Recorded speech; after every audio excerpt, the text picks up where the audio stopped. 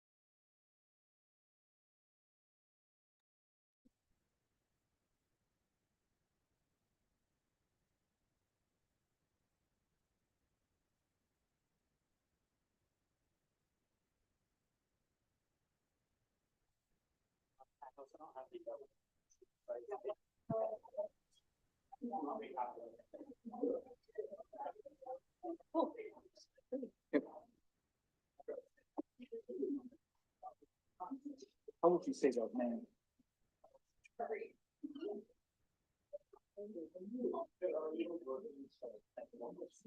Ready?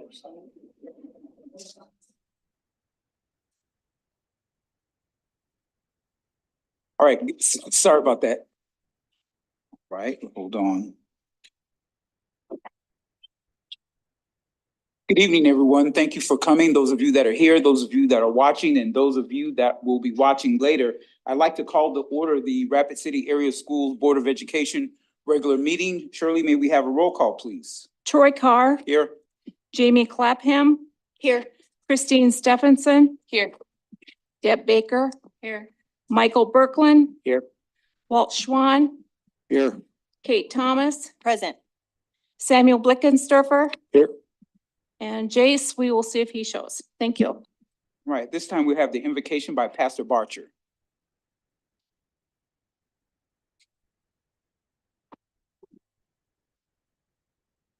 with me.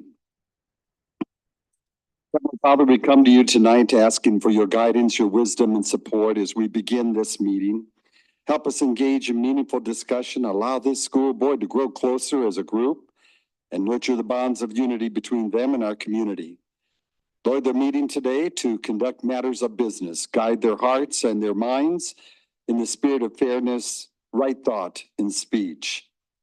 The fact that we are here at the close of another school year says that you are faithful, and we can gain strength in that truth. Our school board has made it through, and we give you thanks. Thank you for being our source of protection as we pray for the physical, mental, emotional, and spiritual health of our schools, administration, teachers, support staff, parents, grandparents, guardians, and students, one and all. And so tonight we pray all this and much, much more in the name of the one who is the same yesterday, today, and forever, Christ our Lord. Amen. I would like to once again for our pledge of allegiance. I pledge allegiance to the flag of the United States of America and to the republic for which it stands, one nation, under God, indivisible, with liberty and justice for all.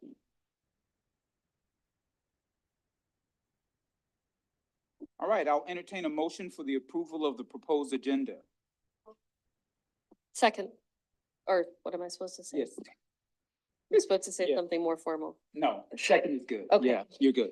That'll happen next week. All right, all in favor signify by saying aye. Aye. Any opposed, no.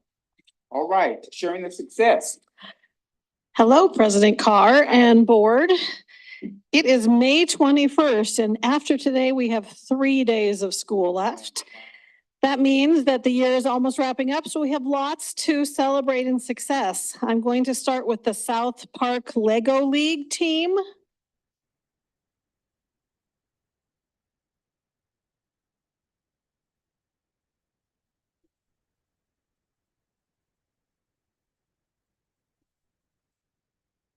Right over here.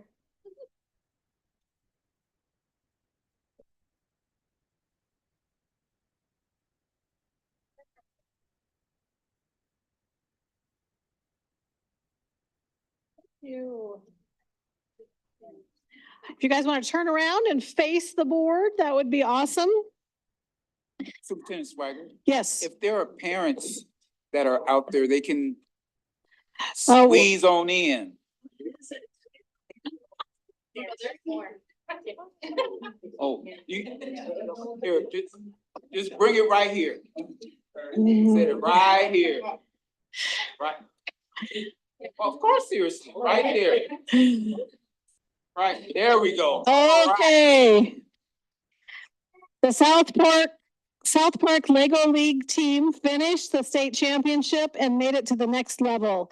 They came in at the top 5 out of 28 teams.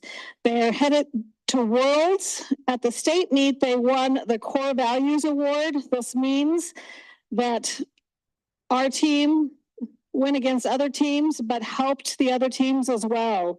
Gracious, professional, and discovery, etc. The team ranges in ages from 9 to 12. South Park Elementary and South Middle, along with one high school student from Central who comes back to help as a youth mentor. However, all of the team members have been South Park students at some point. The team name is Lego My Ego, with the meaning of let go of my ego self to be a part of the team.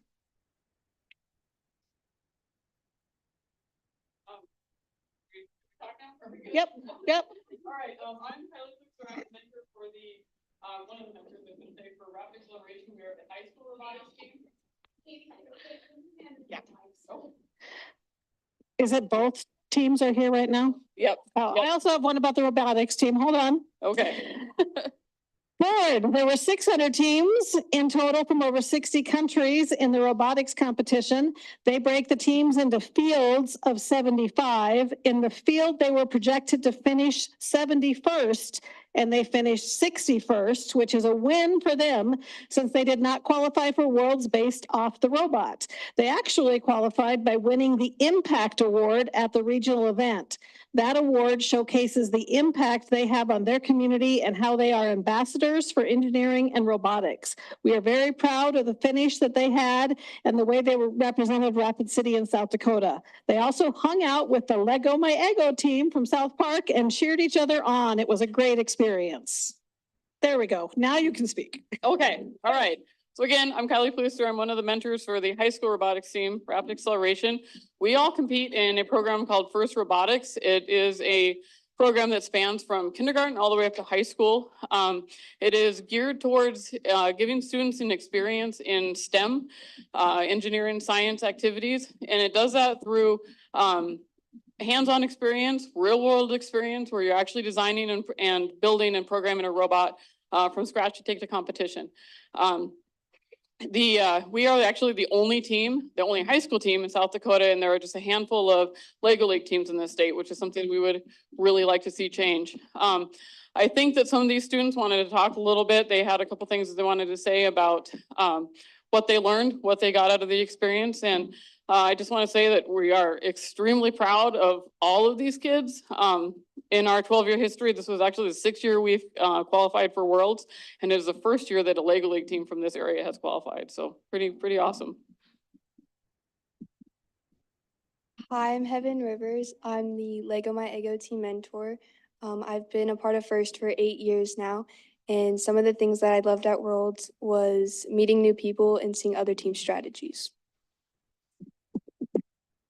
Good evening. My name is Nikki Dame. I am a senior this year and captain of the Rapid Acceleration Robotics team.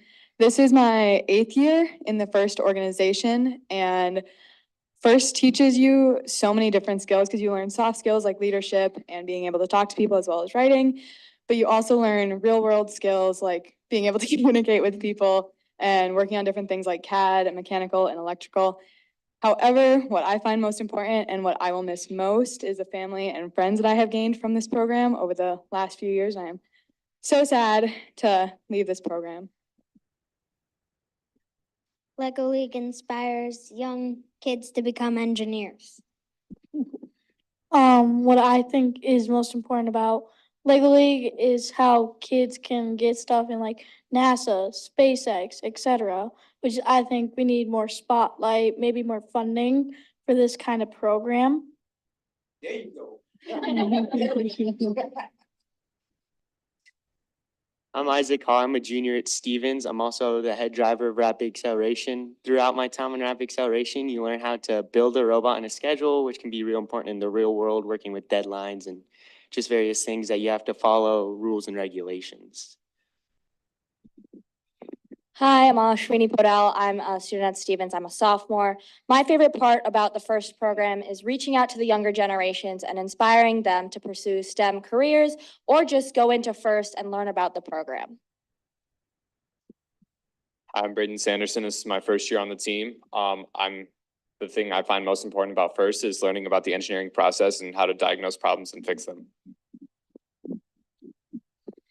Hey, I'm Emma. I'm the Impact Award captain, and I was not like a public speaking or anything before I joined the team. And not only has it helped me improve upon my engineering and innovation skills, but I've also grown to be a strong public speaker and figure out how to convey certain information, which is super important. Hi, I'm Paige. I'm on the electrical sub team. I think one of the most important things that First teaches people is it connects that passion of science. Like, we mentor some of these Lego League teams and we have Lego League events, and seeing those connections and kids light up their eyes when they first figure out how to do some of these engineering issues and problems is really awesome to see. Hi, I'm Miles Wumblum. This is my 2nd year with Rapid Acceleration, and I'm on the electrical sub team, and it's just been really cool to see how accepting everybody is, you know, just like, even though it's my 2nd year, it's just really cool to like have this opportunity open for all these people, and it's just really cool, I think. My name is Joseph Regal Frazier, and one thing I learned and had fun with was learning people's traditions or other languages, which was pretty cool.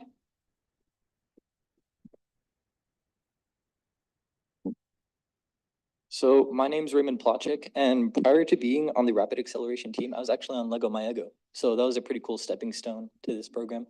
And personally, my favorite part about the program is a lot of people think it's just coding and robotics and that's it. But there's also a very heavy people factor to this program, which is probably my favorite part of it. Thank you for giving us the opportunity to share. It was a great opportunity for all of these kids. And I just want to mention that prior to COVID, both teams had actually qualified for other international and world events. And then due to COVID, weren't able to participate. So it's nice that they've re-earned that and had that opportunity again. Can somebody explain what we're looking at? Love to. Wonderful. Okay, so every year at the FRC level, first comes out with a different game that we have to design and build the robot for in about an 8-week time span. This year, the game was to pick up these 9-inch foam rings, thank you. 9-inch foam rings to shoot into 2 different goals on the field, one of which was about 8 feet high and one of which was, I think, 3.5 feet high. So what this robot does at that bottom in the front right there, Isaac, if you would like to go point, you can. Down here in the front with the ridge, that is the intake of the robot. Oh yeah, so we can pick up the notes down there and then notes are handed off. Oh, I'm so sorry. The game pieces are called notes, the foam rings. They are handed off into that feeding mechanism right there. And then they hit a limit switch on the inside that stops them from moving. And when we are ready to shoot, we use the QR codes on the field to read the distance that we're at and set an angle to shoot at using the largest wheels in the front. Well, wonderful. Thank you so much. Of course.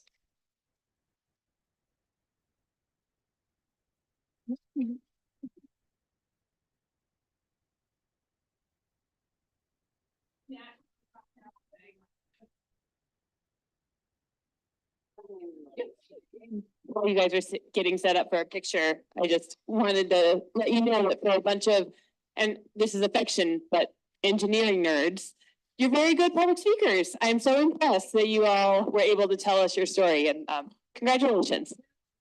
All right, I hope everyone's kind of together a little bit. Perfect. Oh, that's fine. In fact, I'll go. And big smile. Perfect, thank you. Congratulations. Thank you.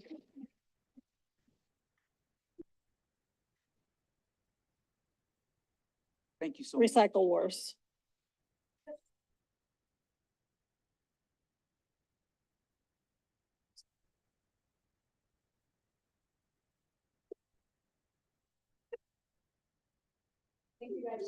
All right, thank you. Appreciate that. No problem. Thank you. That was awesome.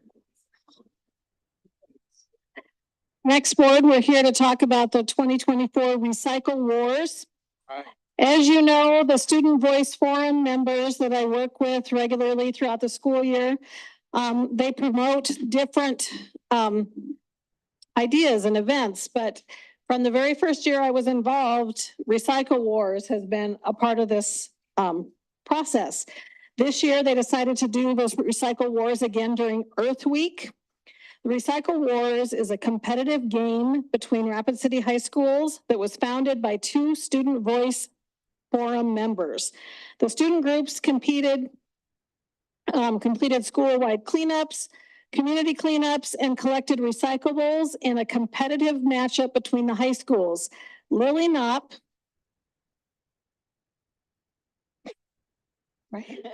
Lily Knopp served as the project lead at Central, and Grace Albertson and Dylan Tipton served as the leads at Stevens.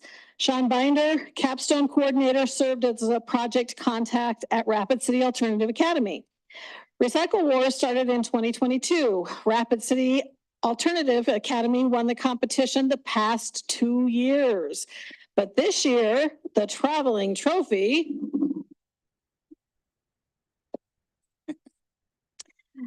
will be awarded to Central as champions. Central won the competition with 2,219 points, with Stevens at 298 points and Rapid City Alternative Academy at 396. Now, if you got that, they had 2,019 points. This is a full circle moment for Lily because she was one of the student founders of Recycle Wars in 2022 when she was a sophomore. She is now a senior, graduating on Sunday, so she's finishing her high school journey, and it is great to recognize her and Central High School on their win. I'm very proud of her.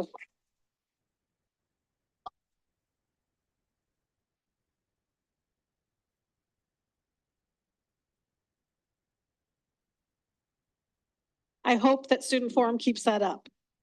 And if you wonder how they get the points, they get like 10 points for every bag of garbage they collect.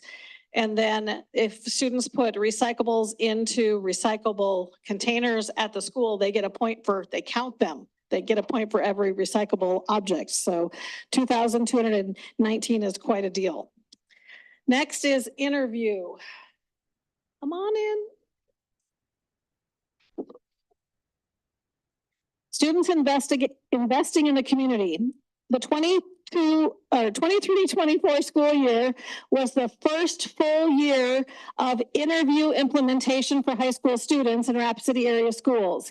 Interview is the leading youth platform helping students, groups, and schools highlight community service, the impact, the passion for causes, and the connection to local efforts and to the UN global goals.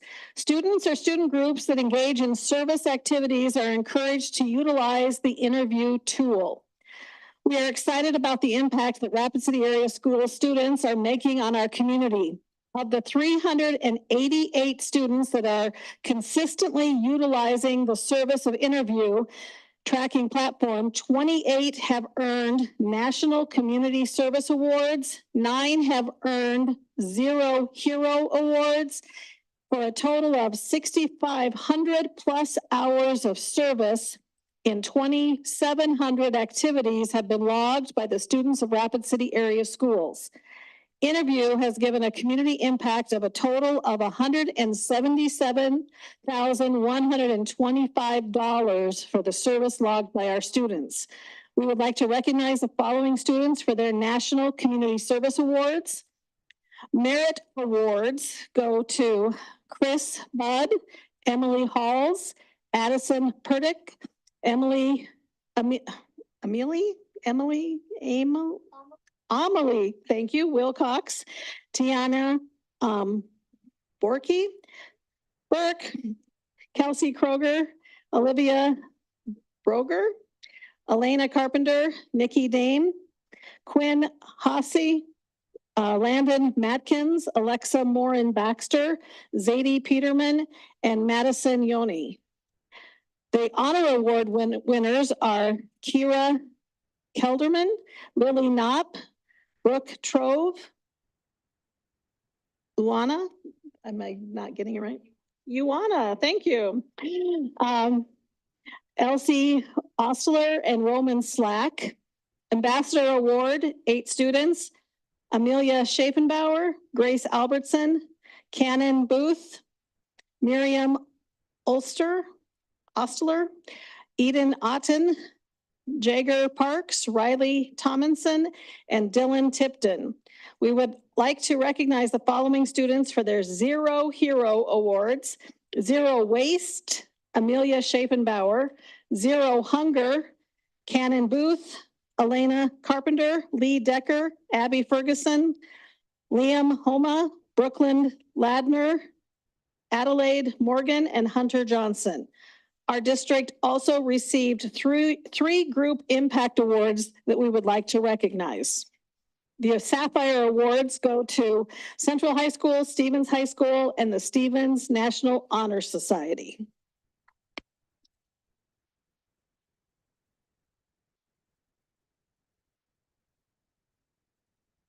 All right, I heard a lot of similar names that I've heard before. How many of you are on the youth city council or are? Okay, I thought so. All right, congratulations.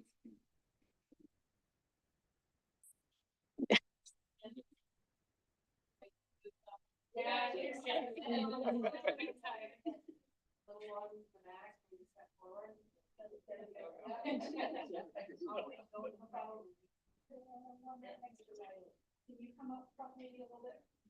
There you go.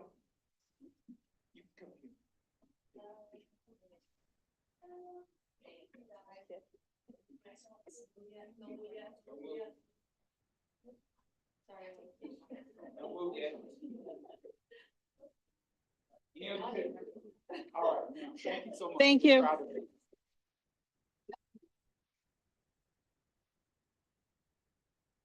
Next, I would like to ask Officer McElroy to come up here with the Rapid City Police Department and Sergeant Pitts.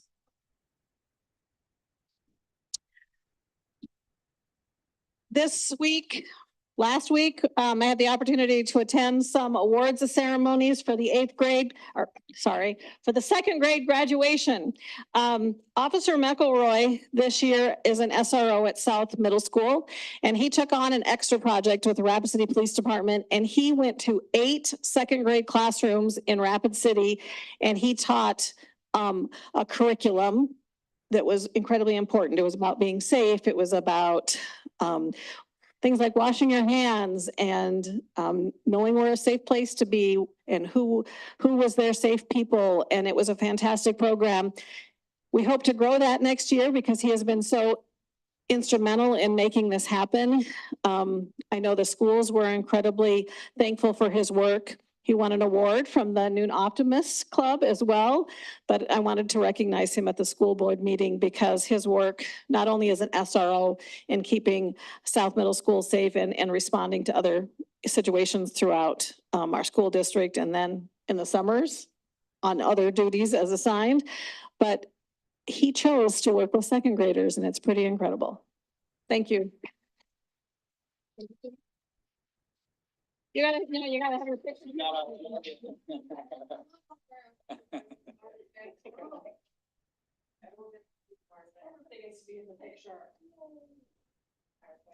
Thank you.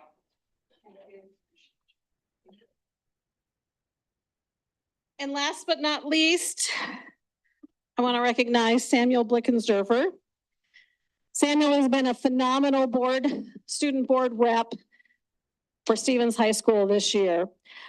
Samuel has had incredible attendance and this is a big commitment because the school board meets twice a month, but it's not just about meeting at the school board meeting and sharing information. It is about finding time to meet with the principal and drafting the board report. And I know that we are all very aware this year that Samuel took great care in crafting board reports that were informative, entertaining. And one of the things I loved is the teacher of the month or the teacher of the board meeting where he got a little bit in detail about a staff member at Stevens High School and gave us information we maybe didn't know. So I wish Samuel the very best of luck. He's been a fantastic board member and I have a gift for you.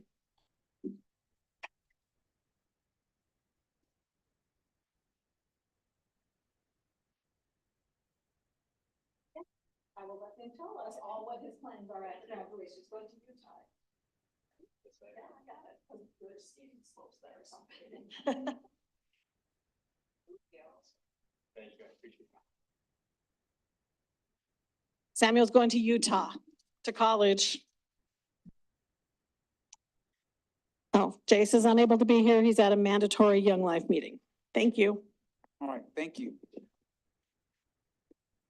This time we'll have a report from Mr. Blickensderfer. Good evening, everyone, and thanks again. It's been such a fun year, and I think that I've had a lot of great opportunities this year, and this has definitely been my favorite and most best learning experience. So thank you to all of the board members for all your support. It's been a great year. So I'll hop right into the report this week. Last Friday, May 17th, was the last day of AP testing. The last proctored exam was AP Physics 2, and that was at 12 p.m. There was a staggering 503 total AP exams given from Stevens, not 503 students, but 503 different exams. Like kids take multiple exams, some take 2, some take 3. So, and then this week, the track team is heading out east and we are going to be competing in state track. We have a ton of kids from Stevens going to that. And last week, there was a lot of records set over at Stevens, which was really impressive. Landon Matkins was probably the highlight of last week's track meet. He beat a 52-year-old Stevens record in the 100-meter dash. And he also beat a now Stevens teacher, Mr. Cody English's 20-year-old record in the 200-meter dash. So hopefully there's not too much contention between the two. I don't know how that plays out, but, and then also Aiden Perigo set the 110-meter hurdle record for 36-inch. So that was pretty cool. And then several records were also beaten with the girls on the girls side of things. And Ellie Brading broke the 100-meter record. And then several relays were won between the girls and the boys, which is awesome. And these are all Stevens records, not state records. I'm sure we'll win quite a few state events this week. And then I've talked a lot about interview in the past, and a lot of the students who won those awards came in, which is ironically, it's kind of funny because I have a lot on interview tonight. But Stevens has 18 national awardees, and out of the 230 volunteers at Stevens from NHS and other classes, over 3,300 service hours were completed, which is quite a bit.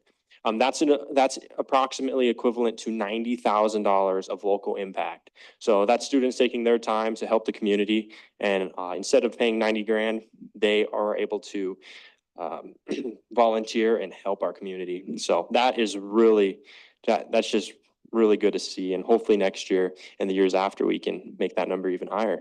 And then this week's staff spotlight is conveniently Miss Kristen Kiner. She is in charge of the interview over at Stevens, so we have a lot of interview tonight. Miss Kristen Kiner has been a youth engagement coordinator for 11 years now in the RCAS district. Initially, she was in a contracted role and directly employed by RCAS since 2020. She oversees the previously mentioned interview app, and then she works for young people and supports educators and connects with the community through various initiatives. She believes in empowering the youth by aligning their talents and interests and advocating for their involvement in decision-making and recognizing them as today's leaders. And then currently, she also mentors several youth-led initiatives, including the Student Voice Forum, Youth Action Board, Youth Task Force,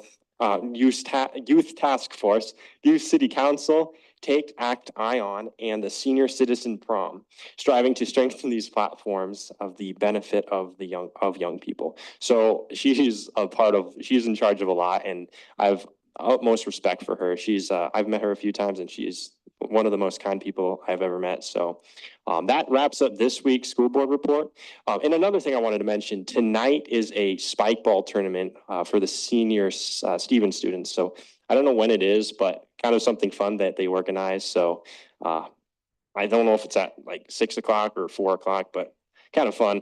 But then again, thank you all. It's been a wonderful year, and I'll miss every one of you a lot, but I know the future is going to be fun. So thank you once again. Oh, and there's nothing greater than a Raider. Yep. Thank you. Hey, board members, anything for Mr. Samuel? Ms. Clapham. Samuel, thank you so much. It's, there's a lot of things in board meetings that you blather on, but you are such an example of what this district can do. And you are an incredible young man, and so just well put together. And so I know you're going to do great things, and it's been a pleasure. And I consider it a privilege working with you, and we're very proud of you and so thankful I know how busy it is being a senior, and for you to take your time to also do this, we are really grateful for. So congratulations, and thank you for everything you gave to us. Thanks so much. Ms. Baker. I'm just gonna miss you. Period. This has been fun watching you. You just are just an amazing young man, and I cannot wait to see what God's got in store for you, young man. So thank you for everything you've done. Mrs. Stephenson. I'll ditto all that, but I did want to thank you specifically for your teacher highlights. They've been super fun and something new. And then I wanted to pivot and thank you, Ms. Kiner, because ever since I've been on the board, when there are kids that are getting more engaged in their community and just learning how to be good humans, it seems like you're behind the effort. And I think we owe you a big debt of gratitude for that. So I appreciate it. All right, anybody else? Right. Yes. Samuel, I have to thank you so much. You have been one of the most efficient students I've had. Always letting me know if you can't be there. Student reps. Well, Auburn, it's been a while. God, it's been a while. I'm sorry. This year's most efficient student rep. So it has been a great pleasure working with you. Thank you. Anyone else? Okay. All right, at this time, persons wishing to address the school board, we have 4 tonight. You'll have 5 minutes apiece. At first up is Mrs. Gross. Okay, one moment, Ms. Gross.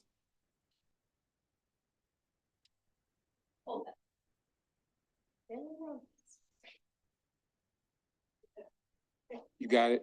Okay. All right, Mrs. Gross, you're ready. Thank you. Sorry for that.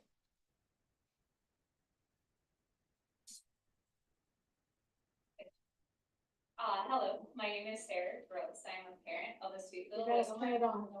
Oh, I thought it was on actually. Well, it was awkward to read it in front of everybody. All right, hi, my name is Sarah Gross. I am a parent of one of those sweet little Lego My Ego kids. So I was here tonight anyway, and I'm very proud of her and what the team did. And to see the future and how that builds is just amazing. So that's my parent hat. And then I'm also a teacher in the school district, and I have a doctorate in education, and I'm an education enthusiast. But tonight I come to you with 15G. It's the para educator negotiated agreement again. And I just think those people are worth their weight in gold. And I don't know if you'll accept it tonight, but I don't know if I was clear last time that I think that you should go back to the table with them and see what they want and if it can be worked out. That's my personal opinion, as is everything I say here, of course. And then the second one is a bond. I'm curious on the state of a bond and what the community can do to help. What is it that we are waiting for? And I know that this might not be the perfect place, but I think that I still work in a 74-year-old building. As South has shut down, teachers have said they're so excited about the new facility, and there are still numerous buildings that qualify for historic status. And so I just think that I know that the wheels are grinding behind the scenes, and I'm just curious what can be done from the other side of the curtain. So thank you. And thanks for all the board recognitions. I know it takes time, but it's so cool to see everyone here, and how much prep work that group did is really impressive. And so thank you. Thank you. All right, at this time, Mrs. Boerger. Boerger, how do you say it? Good evening, I'm Jen Berger. Berger, okay, thank you. Good evening, board. As you heard, my name is Jen Berger. I am a parent of 3 students in the school district.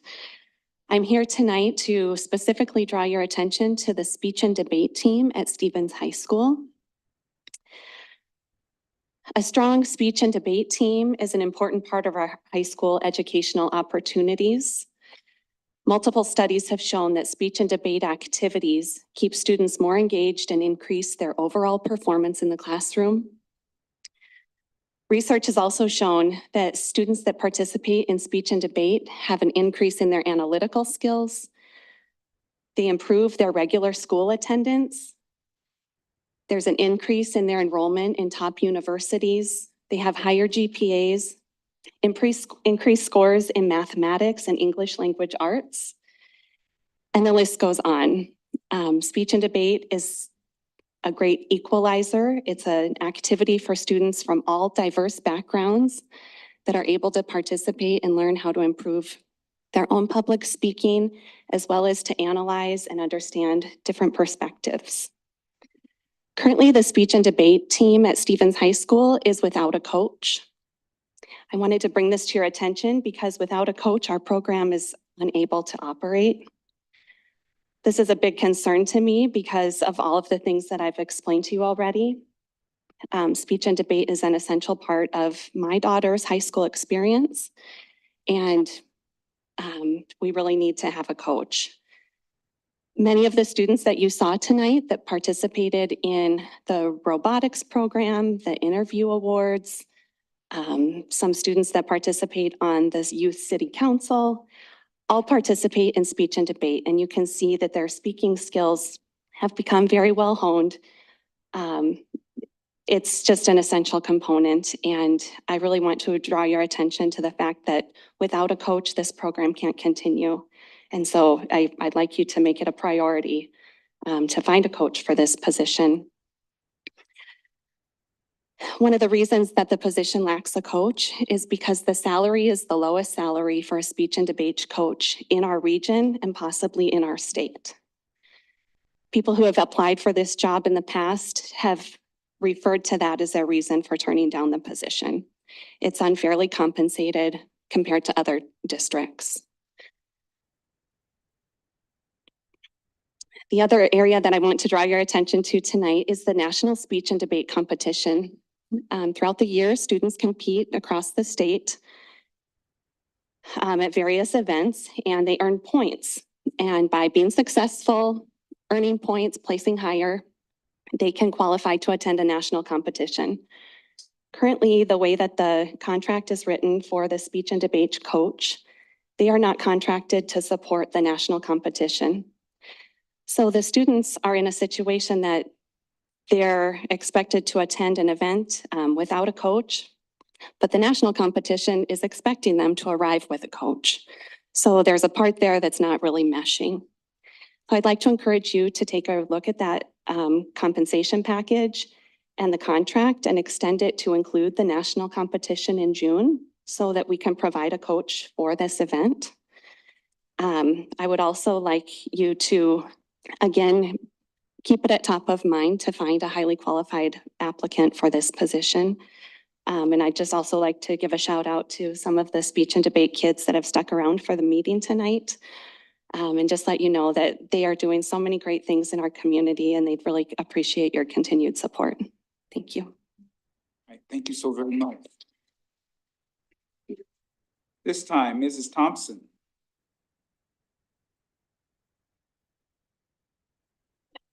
Thank you, President Carr.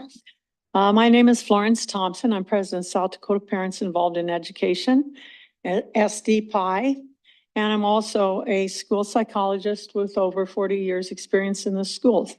Before I launch into my speech, I want to say that I am a senior citizen who attended the senior prom, and it was a wonderful event. And I think every student should get out there and encourage their grandparents or maybe even great grandparents to come to that. It was really well done. The kids put a lot of effort into it and got sponsors, and it was just a wonderful event. They gave us roses and everything else. It was just top drawer. So thank you very much for doing that. Okay. The reason I'm here tonight is to talk about the Millstone of the Month Award, which is awarded by United States Parents or USPI, U.S. Parents Involved in Education. The Millstone of the Month Award is given to the person or organization involved in government schools who has committed the most egregious acts against children. This Millstone Award goes to a place, let's see, I'll get to that. It's a pro-Hamas role-playing assignment, earns Michigan High School USPI's May Millstone Award. This kind of thing illustrates how indoctrination at an impressionable age leads to the anarchy happening on college campuses today. With college campuses all over the United States exploding with tent cities, vandalism, anti-Israel demonstrations, and anti-Semitic slogans, a Michigan high school thought it would be a good idea to have students script a pro-Hamas side for a debate. A handout from the class says, you will be playing the role of a pro-Hamas student debate organizer for a medium-sized college in the US. As a leader of this fight, this kind of thing illustrates how indoctrination at impressionable age leads to anarchy, as shown through this happening. A student's mother told a news outlet that a history instructor not only required students to defend the terrorist group, but also turned down a request from her daughter to portray a pro-Israel student, according to the mother's account.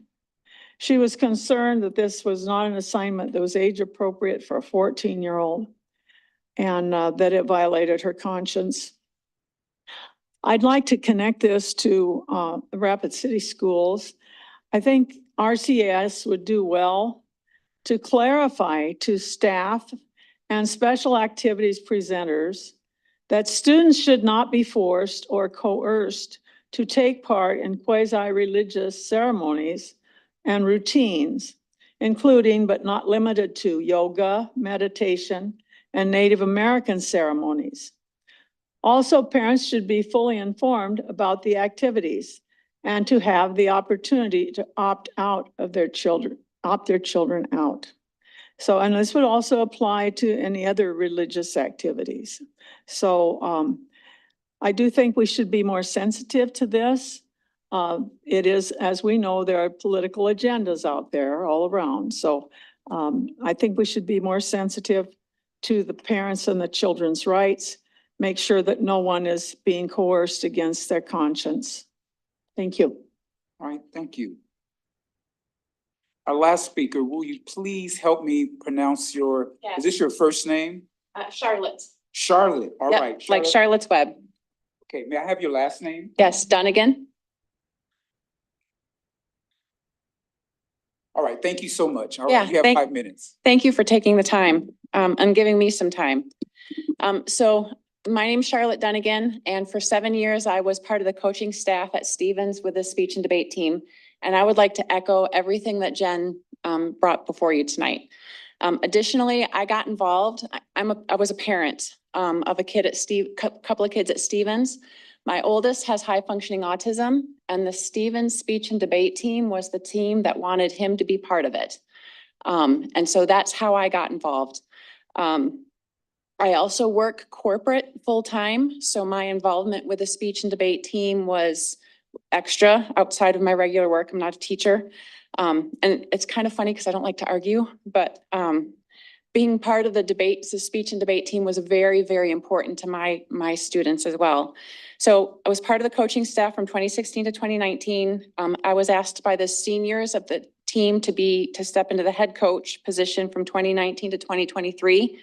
For the 7 years I was there, we've always had a hard time with coaching staff. And because I work full-time, I could afford it. But a lot of the teachers that would be much better suited for this position than someone like myself, the pay rate needs to be, the expectation and the compensation need to match a little bit better. I wanted to give you guys a couple of facts. The Stevens team has always received superiors at state. In the last 7 years, 8 years, we've had between 1 and 8 teams qualify for nationals every year. Even through COVID, a lot of the other programs suffered, but because I work from home corporate, it was very easy for me to help the students be successful safely during COVID, where we could continue to compete. The team has ranged at Stevens between 8 and 75 students on our roster. So there's tremendous interest at Stevens in being part of the speech and debate community and the team when we've got the support for it. When I was coaching, we had roughly 8 to 24 that would regularly compete, and we would do between 10 and 21 tournaments from September through March. And there are speaking events, debating events, as well as events. There's an event called Congress, which helps students understand how that works. As coaches, we're expected to coach, chaperone, drive, judge, and fundraise. And as you can imagine, that's a tremendous amount of work. The students put in a crazy amount of time. They research, write speeches, memorize, persuade, and they have to be ready at the flip of a coin to argue either side. And in our current society where so many of us adults have a really hard time getting ourselves out of our own opinions and understanding the other side of things, this is a fabulous thing for us to teach our students and for us to encourage them in. From a coaching standpoint, we have 4 hours of practice a week, plus the prep time for those practices. And a lot of times if we're going East River for tournaments, we'd leave Thursday and not get back until late Saturday. So the time commitment is huge.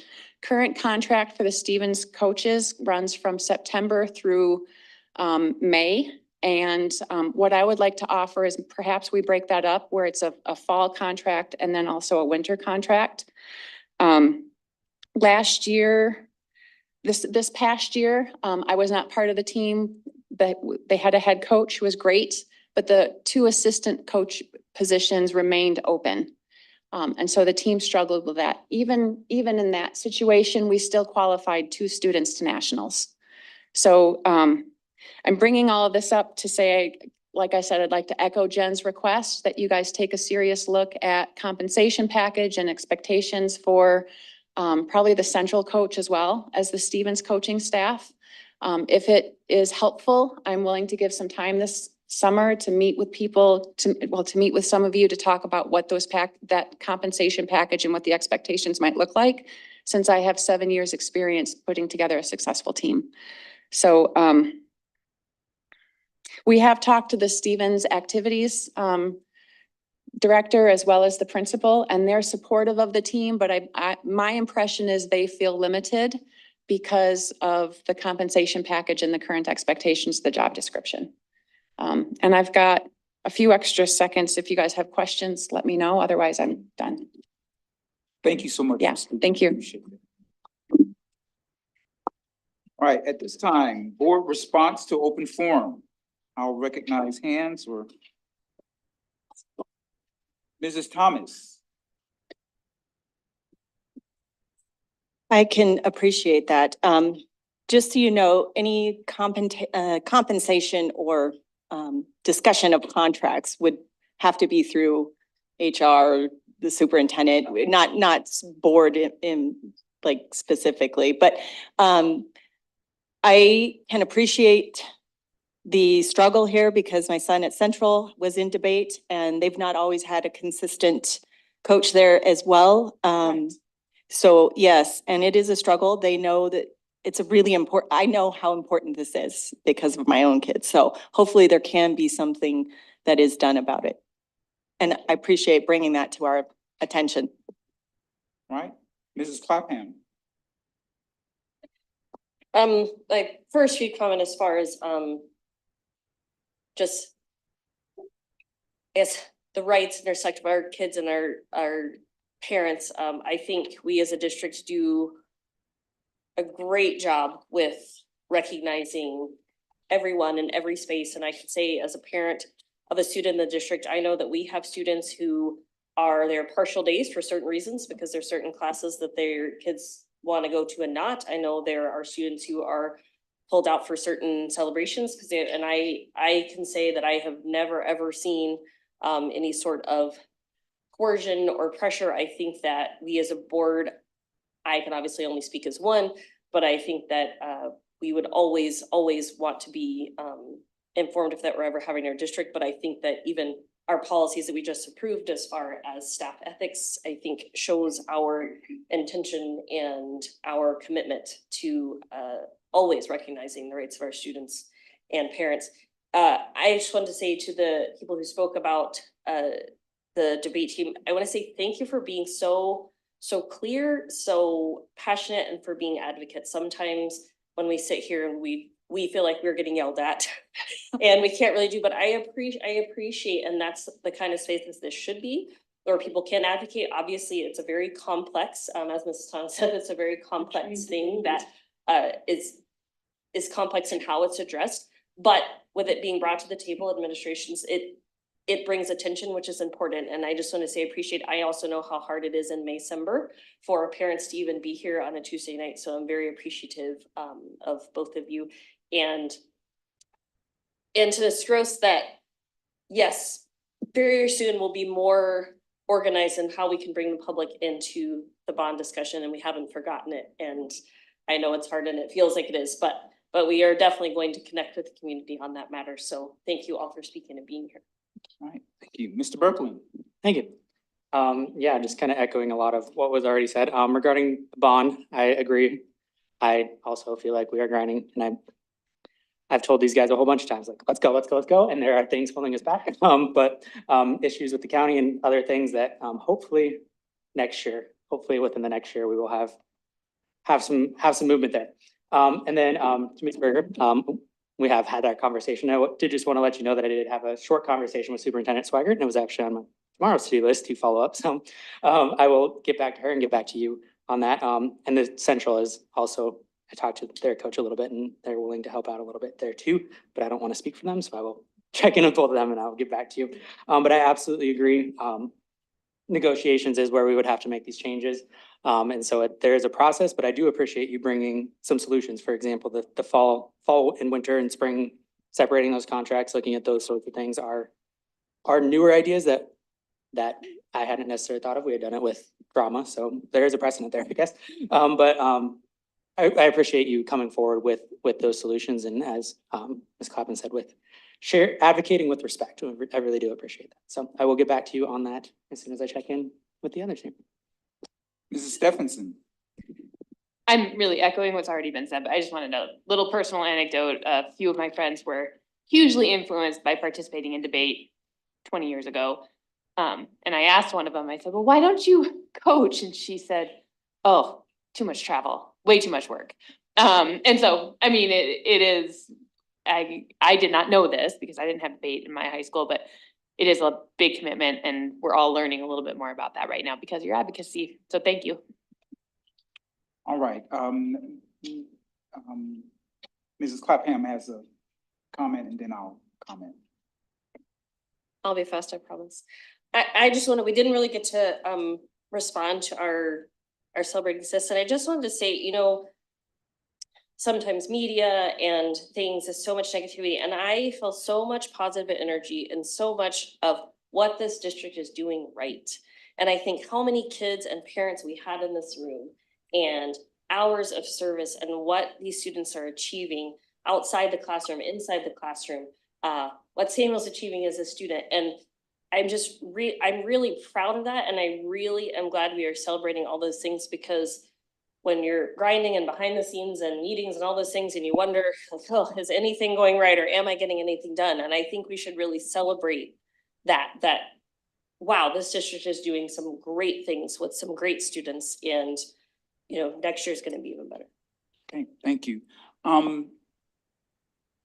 Does the administration have any comments on the speech and debate? And I talk for a living, so speech and debate is very dear and near to my heart. So, and this is the first time that I've heard that it's an issue. So thank you for bringing it up.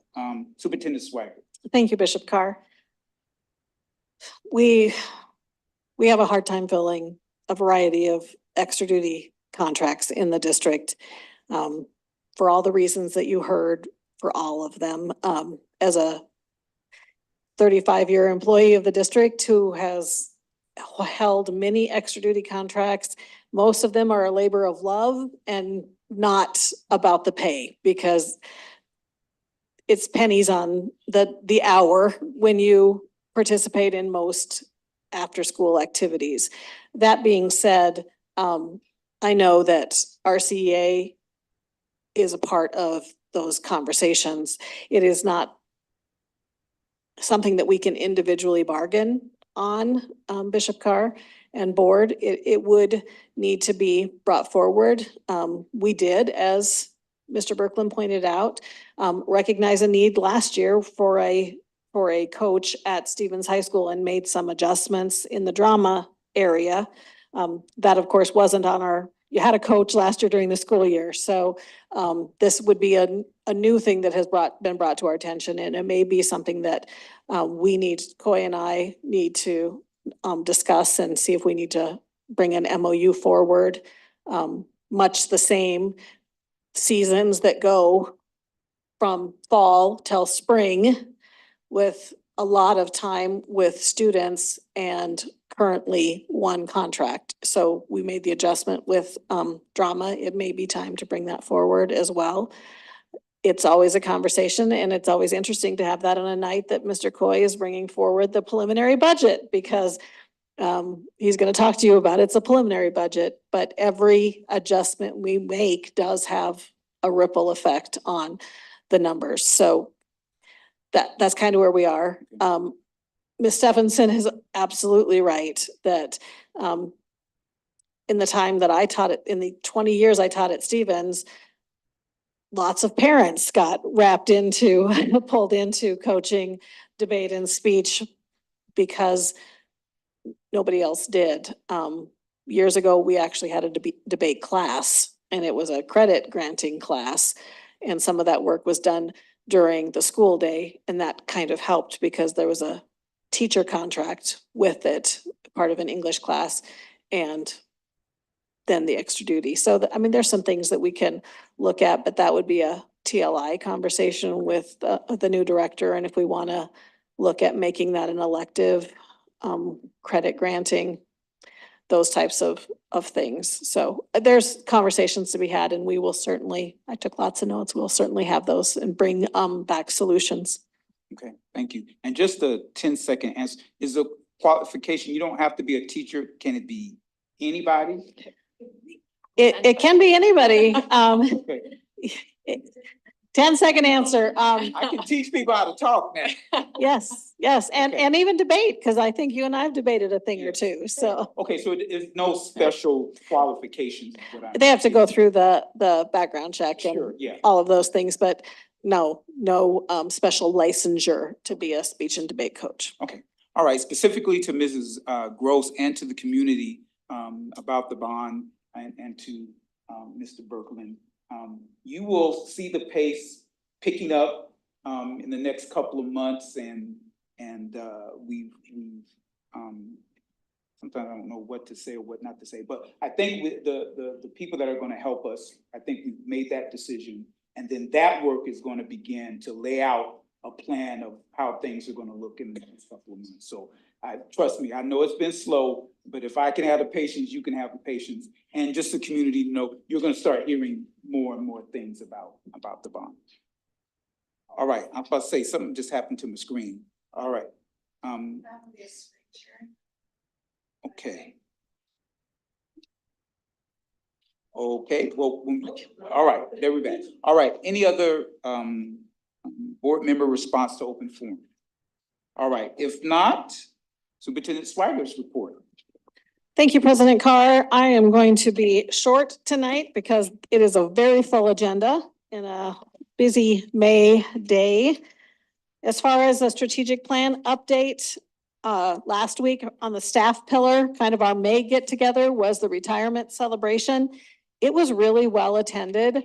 I had so much fun talking to the graduates and I really do appreciate Walt coming out and joining me there.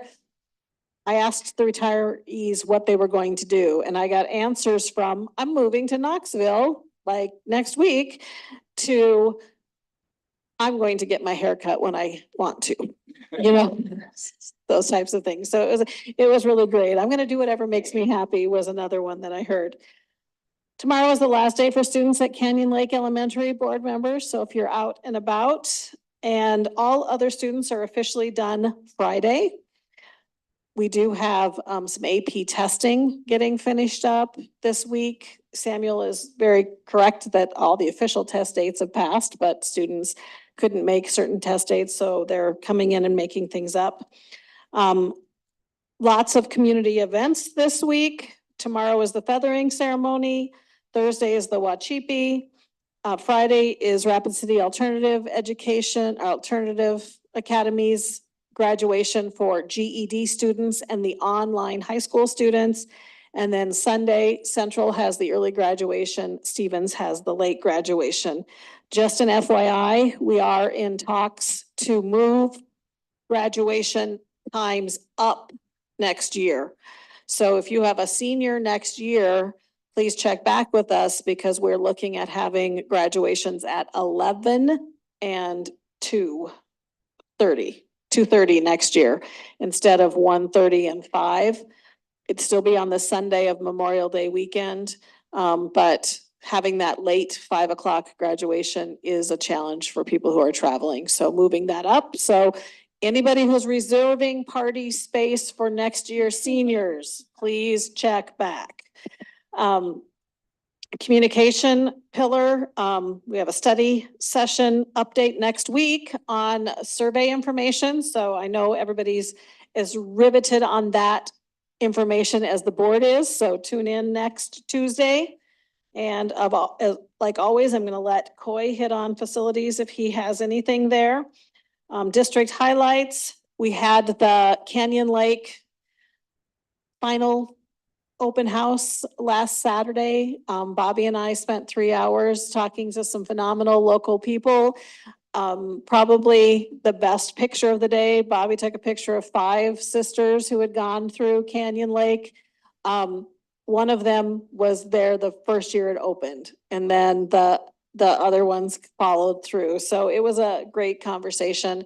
Really opened up that Canyon Lake West and showed the part of the building that we have no longer been using. Even though I know we have talked as a board community about the fact that a large part of Canyon Lake West was not being used, many people still came to the Canyon Lake West entrance trying to get into the open house, even though that entrance is not currently used. So as much as we communicate, it's still hard to get that information out to everybody, which I just thought I'd point out again that we try, but it was really a fun experience. We had people from, we had teenagers and people in their 20s and people in their 30s and people in their 40s and all the way up to people in their 80s that had some connection to Canyon Lake. So it was a great day. And we even had one community member bring Jimmy John sandwiches for all of us because he just thought maybe somebody needed some real food. And Bobby and I appreciated that very much because we'd been there quite a bit of the day. We're expecting a record number of students at the feathering ceremony tomorrow night. 105 have RSVP'd so far, but we have over 150 Native American graduates. So not everybody chooses to participate in that ceremony, but 105, and then some students from surrounding school districts are also invited to attend. Just FYI, your invite states like the grand entrance time, but if you're coming to eat, the meal is at 4:30. So make sure you get there early, and also reminding you all that it is the Chris Stapleton concert tomorrow night. So arrive early to get your parking spot, and then you can make someone happy when you leave after the feathering ceremony and they get your parking spot as they go to the concert. As far as the director updates, student services, the data retreats are scheduled for next week after school gets out. SPED hiring is a huge priority. We are still looking for quite a few SPED positions and just regular teaching positions as well. TLI is finishing up the AP exams, as I said. IT, that huge task that happens every year, the last week of school, when all the student computers come in and they have to look at being refreshed and checked out and fix the missing keys and all of those things that happen during a school year. HR is following up on contracts and licensing, and you'll see an update from Mason on our insurance. Safety officer or manager is working on a reunification plan for next year, and Kelsey is out this week. So those are my updates. Thank you, President Carr. Thank you very much. Any questions? What is a reunification plan? So a reunification plan is if we would have an event at a building and the students had to leave that building, we have sites where the students go, but we would actually transport those students to, for instance, the monument or the fairground site, and we would have parents go to that site. We would transport them there so that we could set up a system to check kids out to their parents in a place where there's room for parking and for parents to get there, because even at the last secure status at South, which was just a secure status, it wasn't a lockdown, it wasn't the streets were just jam-packed with parents, because it happened at the end of the day there to get their kids, and vehicles couldn't get around, and it was very complicated. So the idea is, if we have an event like that, we would bring buses to the school, we would transport the kids to a site where we could reunify them with parents in a very organized fashion, instead of it being kind of messy. Yep. Before we have Mr. Sassy, I'm looking at the agenda. And Mr. Sassy, is your report in 17A different than what you're giving right now? My report will be regarding the fiscal year 25 preliminary budget, President Carr. So I won't address that at 17A, or if you all would rather, I can address that. I can pass on my time now and address that on 17A. Whatever works well for the board is fine with me. The 17A is the vote. So you can hear it then, or you can hear it now. But you have to vote on it. It has to be an action item. So ultimately it has to be voted on by the board, but. Okay, so the same thing you're gonna say right now, you're gonna say no.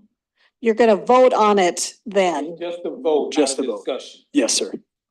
Yes, sir. All right, so you're gonna talk now, we'll vote. Yes, you nailed it. Unless, of course, you will know where I talk later. Okay, all right. At this time, I give you the Okay, floor. sounds great. Thank you, President Carr. I'll share my screen.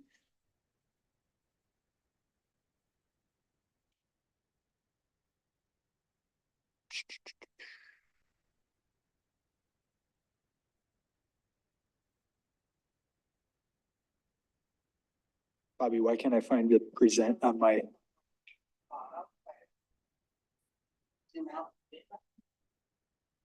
So many screens to manage here. There we go. I was hiding. Thank you, Bobby. Appreciate the assist. Okay, thank you, President Carr. Thank you, board.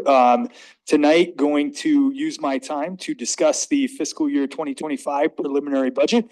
South Dakota codified law requires that boards are approving a preliminary budget at the regular meeting in May. So that's what we're here to do tonight. I am going to try to move through a lot of this information fairly quickly.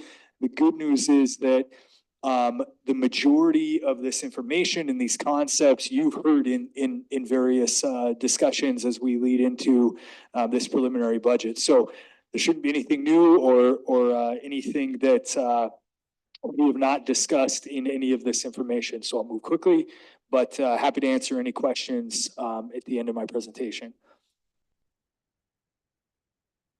So these first few slides, board, are really just baseline comparison data the board has been presented with for several years. I think really this data helps to have an idea of what the district looks like on a big picture level at some of these major comparison points. And so this first slide, of course, is highlighting the district's valuation over time. As you can see early on in the graph, we see strong and consistent growth in property valuation in that 4 to 6% range. Then, of course, over the last several years, we've seen that spike and increase very, very rapidly.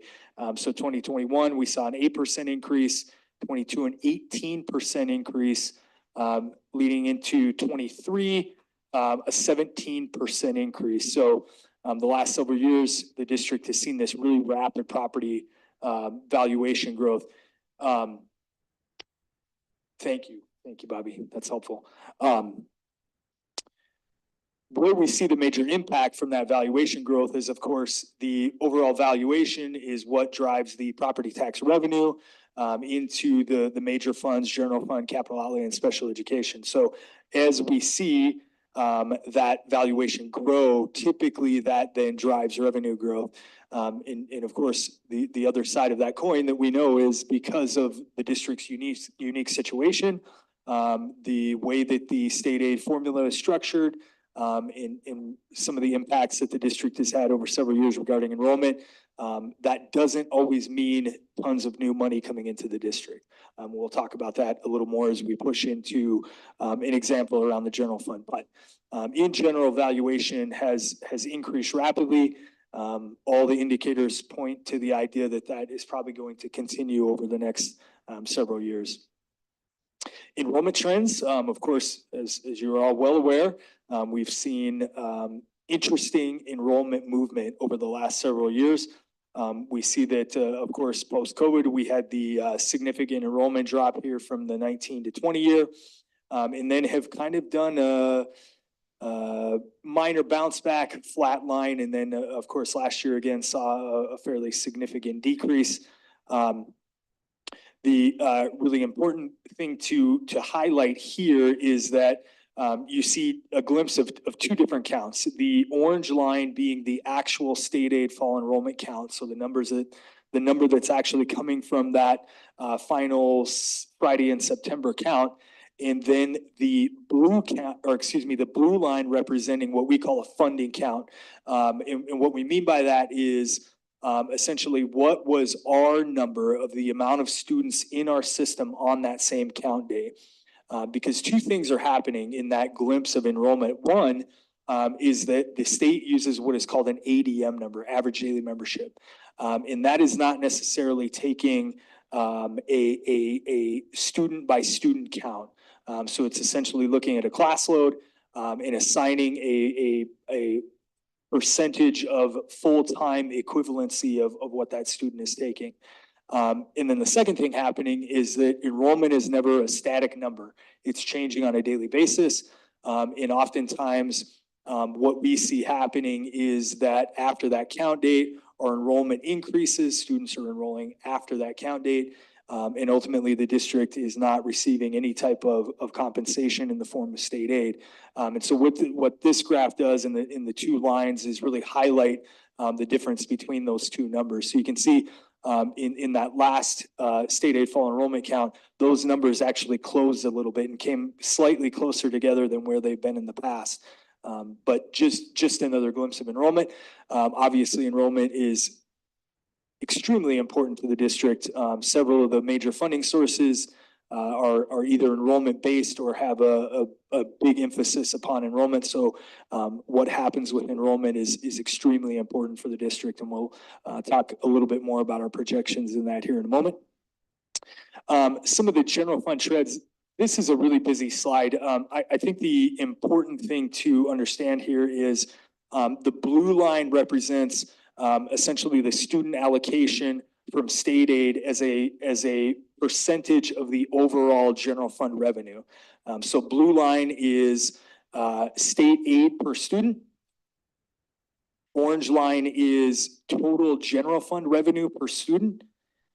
And then gray line is total general fund expenditures per student. And the thing to highlight here is you see in this 19 to 20 timeframe, as the state aid formula changed, we saw a significant reduction here in the allocation, the percentage of overall general fund revenue that the state aid allocation was making up, falling way behind where it had been previously and falling way farther down in terms of the overall revenue makeup of the general fund. And then ultimately, as you compare total general fund revenue, this orange bar, to total general fund expenses, we see that as expenditures outpaced revenue, we started to have a deficit develop. And of course, that's what we've battled now over several years. So that trend has not changed at this point. Again, we see that the state aid allocation is projected to shrink year over year, and we'll talk more about that as we dive into the general fund. But overall, that trend continues. And then lastly, talking a little bit about capital outlay flexibility. So this has obviously been a major talking point over the last several years in terms of the amount drawn from capital outlay, how that impacts not only the general fund, but of course, capital outlay, our facility situation, and all those different things. As you look at that picture, you can see it sort of has bounced all over the place. I think it's important, one, to point out that those are scheduled transfers. That is not necessarily what the district actually used in terms of capital outlay flexibility. Had the district in those years spent 100% or more of its budget, that's the amount it would have drawn. But of course, that doesn't happen. I think what I'm really trying to point out on this slide is what the budgeted amounts were, because of course that sets the structure of your budget. And then the other important point is you can see really the volatility of what's happening in the general fund based upon the sort of roller coaster that you see there regarding the amount of flexibility that is scheduled to be drawn. I think it really highlights the idea that there's so much happening within that general fund, and we can't ever boil it down to what's happening with a single revenue source or a single expenditure item like salaries, for example. There's a lot going on in there. And so from year to year, it can be difficult to bring stability to that picture. As you can see, and we'll talk about here shortly, in 2025, we are projecting no flexibility holdover to the general fund at this point. We'll talk more about why that is. So here's a look at the total budget summary for fiscal year 2025 versus fiscal year 2024. You can see 25 here in this middle column, 24 here in the previous green column, and then of course the increase or decrease in what type of a percentage increase or decrease that represented. So major movers, we actually see a minor decrease in general fund, decreasing by about $2 million or 2%.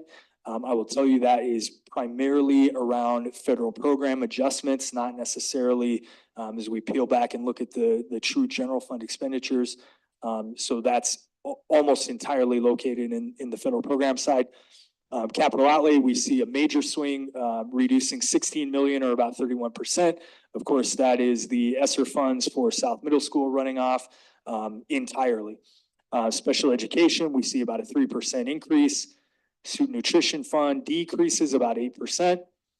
Preschool, which is preschool enterprise fund, very small fund, increasing about 14%. And then ultimately health insurance at this point, until Mr. Mason gives his talk, and we'll see where that goes, increasing a minor amount, about 1%. Here's what that looks like from a revenue versus expenditure perspective. So what we're trying to get at here is as we peel back any type of outside fund revenue sources, what does that look like? And so as you can see, the only fund at this point that is running any type of deficit is the general fund at about minus 1.3 million or about 1%. We're going to talk more about that here momentarily. I would say the good news is if you recall early in our conversations, we were thinking that number was probably going to land somewhere in the 2, maybe even 2.5 range. We were able to do some good work in finding some areas that we could reduce. And so we're currently at about that minus 1.3 number. So total budget summary, again, you just saw that figure, total budget projected at about 196 million. I always like to talk just very briefly about some of the major premises that budget was developed under. So I think, again, touching on the enrollment side of things, it's important to point out that all of our budget estimates at this point have been based around an enrollment estimate of 12,350 ADM. That is actually a 70 ADM decrease from fiscal year 24. So not only are we being conservative in terms of what enrollment is going to look like, the last several years we projected flat enrollment, thinking that at some point enrollment was going to bounce back. Next year we're actually decreasing that ADM number just to prepare for whatever that movement is. Again, in this budget, the major priority of the board was addressing compensation. We had a good recap of negotiations. I think we accomplished a lot of those things. And of course, still being mindful of the impact to the other funds and priorities that the district has while increasing compensation. Not a lot of open issues at this point, just adjustments from preliminary to final. Typically, in the past couple of years, the major adjustment has been inputting the actual salary plan into the budget. We were able to get the actual salary plan and put it in the budget during the prelims. So I don't expect any major adjustments from preliminary to final. Okay, moving into the major funds. First, the general fund, total revenue at about 104 million. That's a 2% decrease. Again, as we peel back some of the federal program side of things, we see that that's located entirely in federal programs. Looking at the major revenue sources, state aid, we're projecting about 37.8 million. That's a decrease from year to year of about 3.3 million or 8%. And again, that is a direct result of two issues. One, seeing a decline in enrollment, and two, seeing a major increase in property tax revenue. And so those two things really are what is bringing down that state aid revenue. On the property tax side, projecting about 53.5 million, which is an increase of 4.7 million or about 9.7%. We talked about this a few meetings ago. And ultimately, as we see all of those different sources change and move, we see regular ongoing revenue sources. So everything outside of federal revenue sources increasing about 1.6 million or about 1.5%.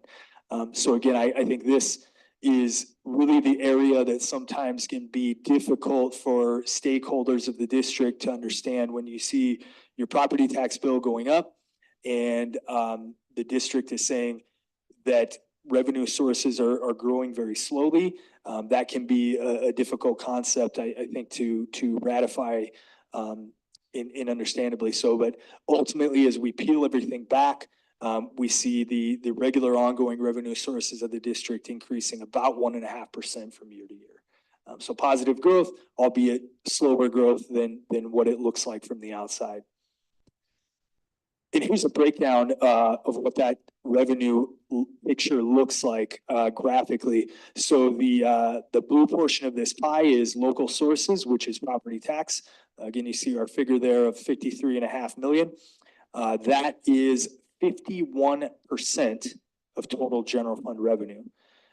We see then this gray piece of the pie, which is state revenue sources, primarily state aid, making up just over 40 million, which is about 39% of total revenue. Again, I talk about this often, but as I came into the district, the breakdown of those two sources was much more around that 45% range. And so because of the district's unique factors, because of the structure of the state aid formula, we continue to see that major tilt happening where the local effort is taking a much larger percentage of overall revenue than state aid. And I think unless we see a turnaround in our enrollment situation, that trend is going to continue. We're going to continue to see that blue piece of the pie grow. I should mention then yellow piece of the pie, federal revenue sources at about 9 million, which is about 9% of total revenue. On the expenditure side, total expenditures, 105.4 million.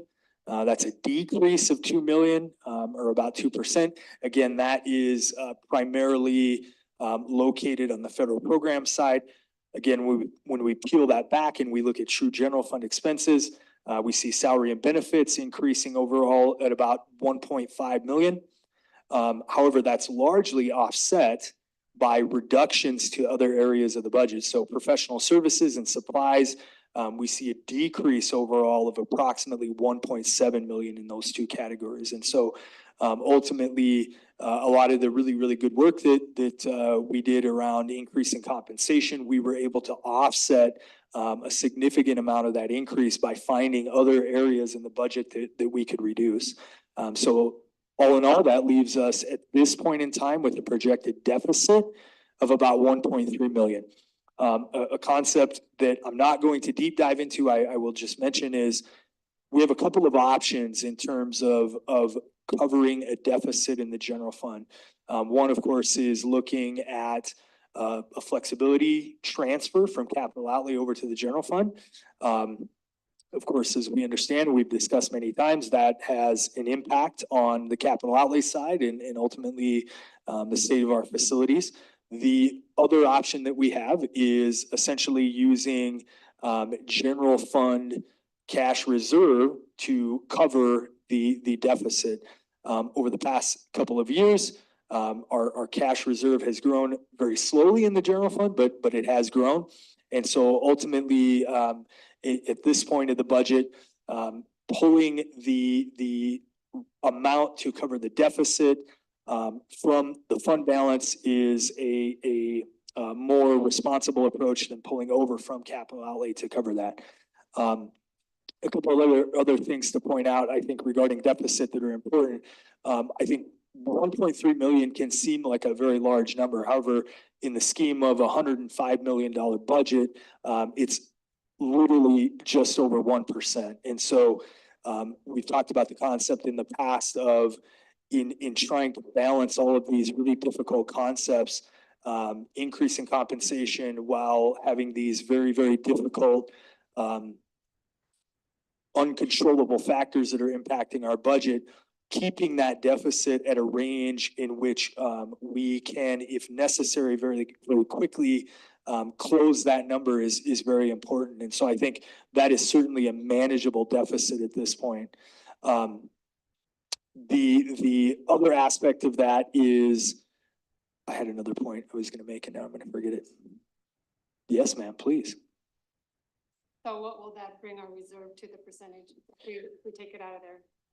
We're like at about 12%, right? On the later slide, it'll still be over 12. It'll be right in the 13, 14. Yeah. No, well, please, great question. Great question. I remember the other important note with that is, again, this would be if we utilized 100% of the scheduled expenditures. Over the past several years, that trend has been in the 95 to 97% range of total budget utilization. If we landed in that range, it is unlikely that we would have to pull any cash either from any source, regardless of where we had that source at. So it's unlikely that we will even use cash, use that cash unless we utilized 100% or more of the budget. A couple of looks at the general fund breakdown. First, the total expenses by object. So salaries here being the big chunk of the pie at just over 68 million. Benefits being the second large chunk here in the orange at 19.5 million. Total, those two categories make up about 87% of the total budget. So again, general fund is a people budget. It's driven almost entirely by employee compensation. Purchase services making up about 9.7 million. Supplies here in the yellow making up 4.3. And then ultimately this other category, which is primarily property and liability insurance at about 1.4 million. And then expenses by function. This is a look at the different functional categories of the budget and where those expenses are located. So the instructional here in the blue making up about 56.1 million, about 60% of the total budget. The support service side here in orange making up about 43.5%, about 35% of the total budget. And then extracurricular, this slice of yellow at about 3.5 million. So in summary, general fund, property tax revenue increases are really what's driving any type of revenue increase we're seeing in the general fund at this point. State aid shows significant reduction, again, due to that enrollment decline and major upward push in property tax revenue. Increases in salaries and benefits are largely offset by FTE reduction and then reduction to other areas of the budget. And again, we've talked about this in the last several budget cycles. Enrollment is really going to be crucial as we push into next year. All of our indicators say we're going to see another large property tax increase next year, property valuation increase, which will drive tax revenue. And if enrollment stays the same or increases, that's a a great indicator for the district. If that number decreases, then we will see similar symptoms to what we're seeing in this budget.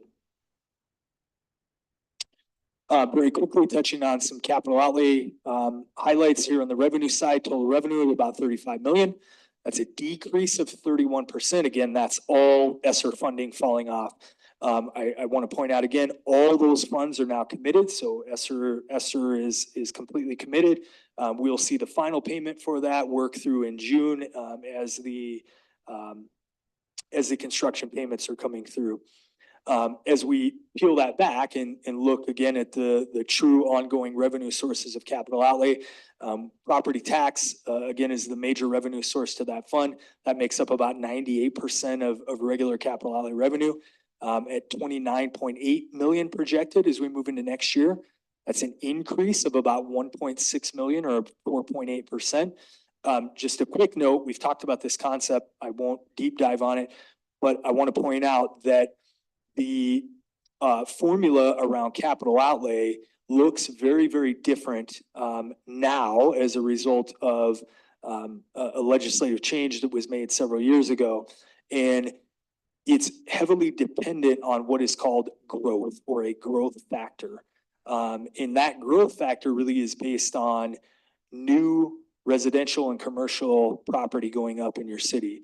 And so you can see very significant property valuation increases like we've seen over the last several years. And on the same token, see a low growth number in that capital outlay formula, which is really what we're seeing. So just to put that in perspective, our property valuation grew by 17% in the last property tax cycle.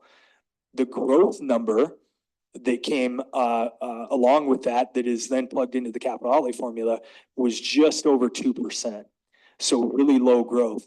And as total valuation grows, it becomes much more difficult, even though you might be seeing significant growth in your city, to have that growth number get bigger and bigger because of the total percentage it makes up of your overall property valuation. And so we're not seeing the same type of growth on the capital outlay side because of the formula as we are in some of those other property tax areas. In any case, there was a $1.6 million increase, about a 5% increase. So certainly not nothing, but not the same type of growth that we're seeing in some of the other categories. So total ongoing capital outlay revenue, we see an increase of, again, 1.6 or about 5.63%. On the expenditure side, again, total expenditures 35 million. Decrease is completely in the ESSER funds falling off. Capital outlay, very different than the general fund. It's a project-based fund, so every year can look a little different. I think one of the highlights is as we talk more and more about the facility needs and really trying to address some of our facility needs with our internal resources. This year, we're flowing about $9 million, next year, fiscal year 25, we'll be flowing about $9 million into facility projects. Those are not South Middle School related. So those are unrelated projects, preventative maintenance, upgrades, those types of things. Typically in the past, we've been in that $6 to $7 million range. So this is a significant increase in terms of the injection into facilities. The one big change that will come in capital outlay is as we push into this final portion of the year, we'll have to add the remainder of the South Middle School project into capital outlay. As you recall, the district several years ago issued a capital outlay certificate to finalize the remainder of that project, going to be in approximately the $15 million range. So that will be a change as we move into the final. And again, those funds are already secured. Those are not new funds that we'll have to go after. They're already sitting in our bank account, so they'll be ready to use. Categorical breakdown of capital outlay here. You see purchase services here in the light blue, just over 11 million. Supplies and equipment here in the orange at 6.6 million. Capital acquisitions, this is really where those facility funds are flowing into, just over 9.3 million. Debt service, I should also point out, This is the district's high year in terms of debt service in the past forever, basically. So we're at about 7.2 million. That will stay at about that range for the next 2 years, and then we'll start to see a decline as we start to see some of our capital outlay certificates falling away. But at this point, that is the high year in terms of debt service. So categorical breakdown of capital outlay. Summary here, again, the major revenue source of property tax continues to show strong increases. Community continues to grow, which benefits the district revenue, although again, not in the same way as we see in some of the other funds. Overall capital outlay is in a strong position, carries an adequate fund balance. And I think this year highlights is a good example of how not having to pull over that flexibility impacts the fund. Ultimately, we're able to take those funds, push them into badly needed capital outlay project areas. So overall, that fund's in a really strong position. Very quickly touching on special education, total revenue, 28.7 million, increase of about 734,000. Again, in a lot of ways, special education situation mirrors what's happening in the general fund. Property tax is the major revenue source there, projecting that at about 19.8 million. That's an increase of 2.6 or 15% in that fund. So again, we see those that overall valuation increase really driving new revenue into that fund. We see a very complex state aid situation, and I'm not going to dive down that rabbit hole, but soon I will dive down it because it's really unique. I will just highlight it with this. So the current fiscal year 24 state aid need portion. So again, we drive through a formula and we see a need figure developed through that formula. The state aids portion of that for our special education fund was 7.7 million. What we're actually going to receive in actual state aid is about 2.9 million. And all those factors that we see happening and what we talked about in the general fund are really in a lot of ways impacting special education in the same way. So state aid funding falls, property tax funding pushes up. On the expenditure side, total expenditures 28.7 million. Again, increase of 734,000. That increase really entirely located in salaries and benefits. Again, a lot of the major work that was done, a lot of that falls heavy on special education because it is a personnel-based fund, just like the general fund. All the other spending categories were either flat or decreased. Categorical breakdown, salaries and benefits here in the orange and blue, making up about 93% as we move into next year of total sped expenditures. So even more so than the general fund, a very heavy personnel-based fund. And then purchase services and supplies making up their remaining approximately 2 million. So on the sped side, we see property tax revenue, rapid increase, really creates, again, that similar effect as we see in the general fund, in which state aid then is driven down. Overall, really slow revenue growth. But again, overall, this fund is in a strong position. It's in a good position as we move into the future. And I think as we start to really isolate and look at pocket areas of the organization in which compensation needs to be increased, we understand that SPED is one, and I think we're positioning SPED well as we move into the future to be able to address some of those compensation issues. Other funds, really not a lot of highlights here. Student nutrition, we see about a $430,000 decrease just through different savings in the fund. Enrollment has a similar impact on student nutrition. Obviously, that's fewer meals we're serving, less supplies needed, all those things. And so they're having adjustments based upon enrollment changes. And then the health insurance fund, we increased expenditures, but again, we'll adjust that after the premium movement is finalized. Mrs. Baker, back to your question from earlier. So this graph represents the reserve balances over the course of history here, general fund to target. So the general fund, we have a very specific target, which is 12% of expenditures. As you can see, our reserve has been at or slightly above that target over the last several years. we would see a higher level of general fund reserve. But again, from a structural perspective, as we use that reserve cash to balance the general fund, theoretically, it will pull that reserve amount down to really match essentially what our reserve target will be. So theoretically, it would be right in line with our target if necessary and if we have to utilize that cash. But overall, general fund remains in a good cash position. The capital outlay side, again, is a very different looking thing than the general fund. We've set that reserve target at 15 million over the last several years. As a project-based fund, the cash reserve really has much more to do with how the district plans on using those funds as we move into the future. And so we've tried to do our best to continue to build cash while addressing all of the major priorities in that fund. This blue line is very deceiving at that point. There are a couple different things happening. One, the cash from the capital outlay certificates for South Middle School is still sitting in that fund. Obviously, those are all committed funds that will go away. So it's not true free cash. That's about 15 million.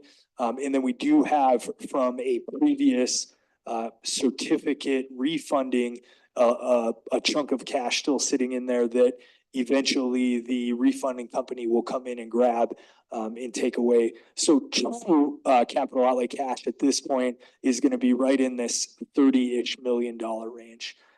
Very healthy amount of cash. Again, gives us the ability as we move into the future to hopefully address something as priorities come up. We've talked a lot about some of the different grant opportunities that the district has, in the ability to enhance one of those grants with cash from the district would really make a bigger project a potential reality. So that fund again is in a really strong position as we move into the future. Okay, so in summary, overall, I feel really great about our progress again this year. I think we'll enter fiscal year 2025 in a strong financial position. Property valuation increases continue to push that tax revenue. Again, that's a two-sided coin at this point because of the unique factors that our district is experiencing because of the state aid formula and the way that it treats those factors. It's offsetting a lot of that valuation in revenue increase that we're seeing in a lot of our funds. District invested significantly in employee compensation and starting wages. That was a major step forward and hopefully will help address a lot of the difficult situations we're experiencing in terms of recruiting and retaining employees. And I think lastly, anytime that we can not have to lean on capital outlay for a flexibility transfer, that's a big win for us. So I think overall, continue to be really happy with the progress we're making from a financial standpoint, increasing compensation, decreasing flexibility, reliance, all in the face of some really, frankly, difficult external forces pushing on us. So I've said this the last couple of years, but I feel like we're so close. If we could just get one or two things to click into place, primarily enrollment, stabilizing and or increasing, it would really turn around our financial position. But overall, I feel really good. I feel like we're moving into next year in a really strong place. So President Carr, I'll turn it back to you. Happy to answer any questions. Thank you very much. Any questions? Can't see all the hands here, so. Do you have a question? Oh, there it is. All right, Mrs. Stephenson. Thanks, Clay. I understand that it's been a lot of work for the last couple months of your life, maybe the last couple of years, who knows? I have two questions. To have a 2% reduction in general fund expenditures targeted for next year with the salaries going up the way they are, I'm just curious if you can give some examples of like, how did you manage that? Where's the where are we gonna see declines in the budget to offset and keep it fairly stable? Sure. So three real primary areas, Christina. One, we were able to reduce some FTE based on looking at overall enrollment numbers and the ability to close positions.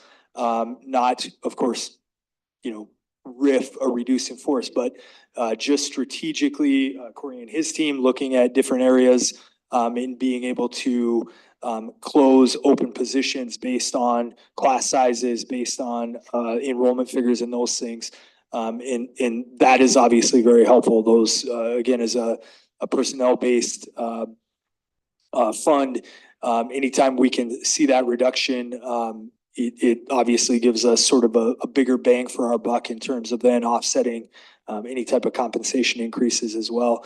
And then I think what had a major impact as we move into this year was the other areas of the budget, professional services, supplies, finding areas in those budgets in which we could continue to find savings and reduce areas.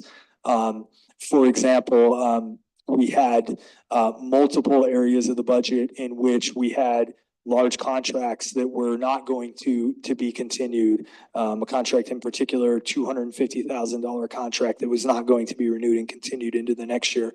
And so those types of things really help to pull that down and offset. And I think that's going to have to be our strategy as we move into the future, of course, unless the revenue picture changes. If the revenue picture changes, then it changes the whole landscape there. But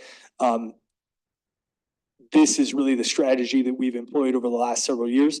It will continue to get more difficult because as you continue to pick from those specific areas of the budget, you have less and less space to be able to do that from without, again, starting to impact closer to the educational environment. So the idea has always been to stay away from, to the best of our ability, the educational environment until we're essentially to the point where we can no longer do that. So that's been the strategy, is trying to find ways to offset compensation increases to manage that budget. And again, keep it in a range at which we feel comfortable. We feel like it's always in striking distance to be able to pull it out of there.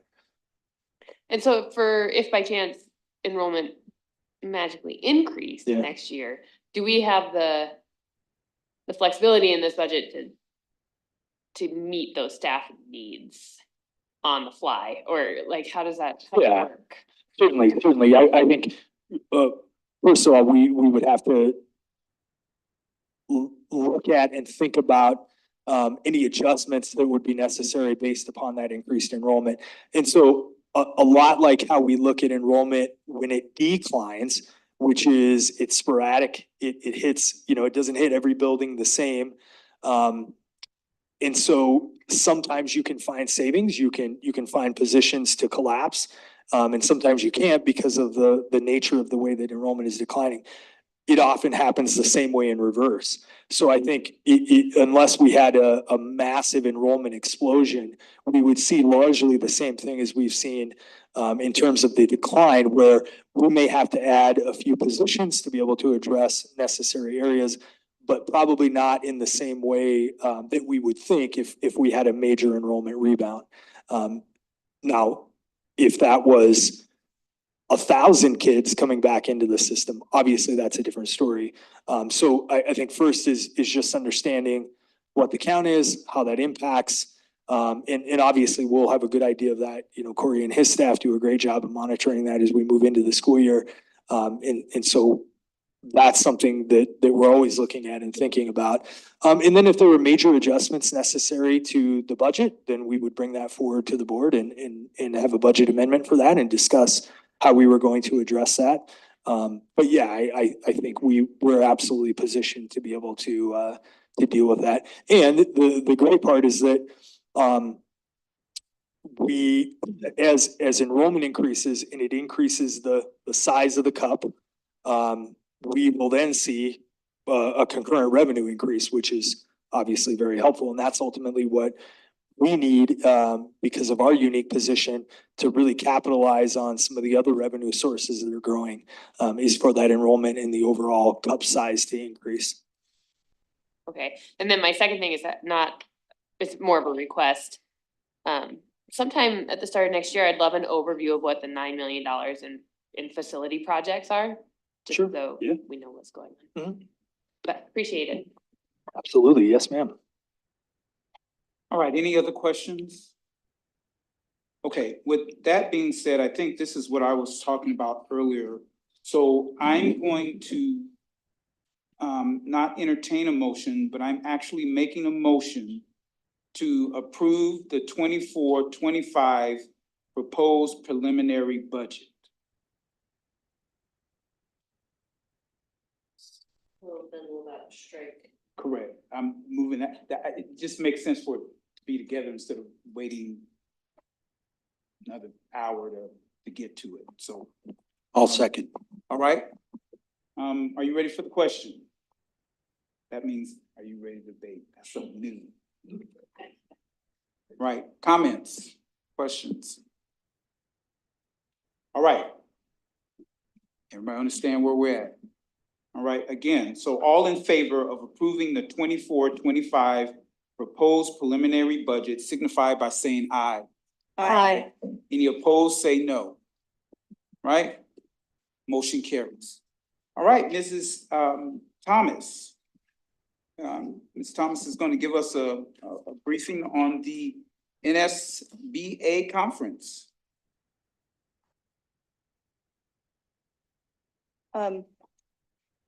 Would you consider letting their student rep go if he would like to?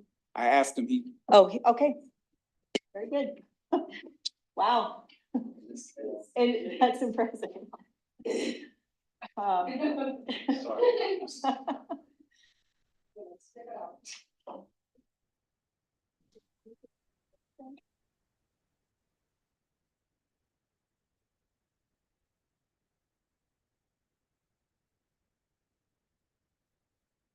I don't actually have a presentation, but there is one picture I might be able to, but I don't want you to see my screen yet.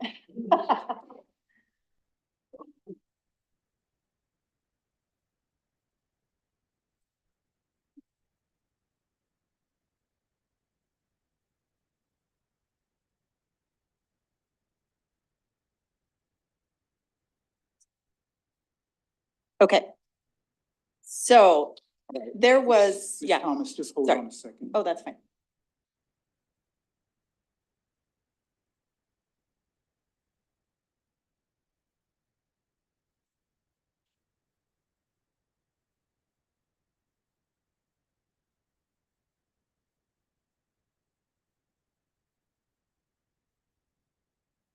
Just want to make sure we have everybody's attention. All right. All right, you can go ahead, Ms. Thomas. Okay.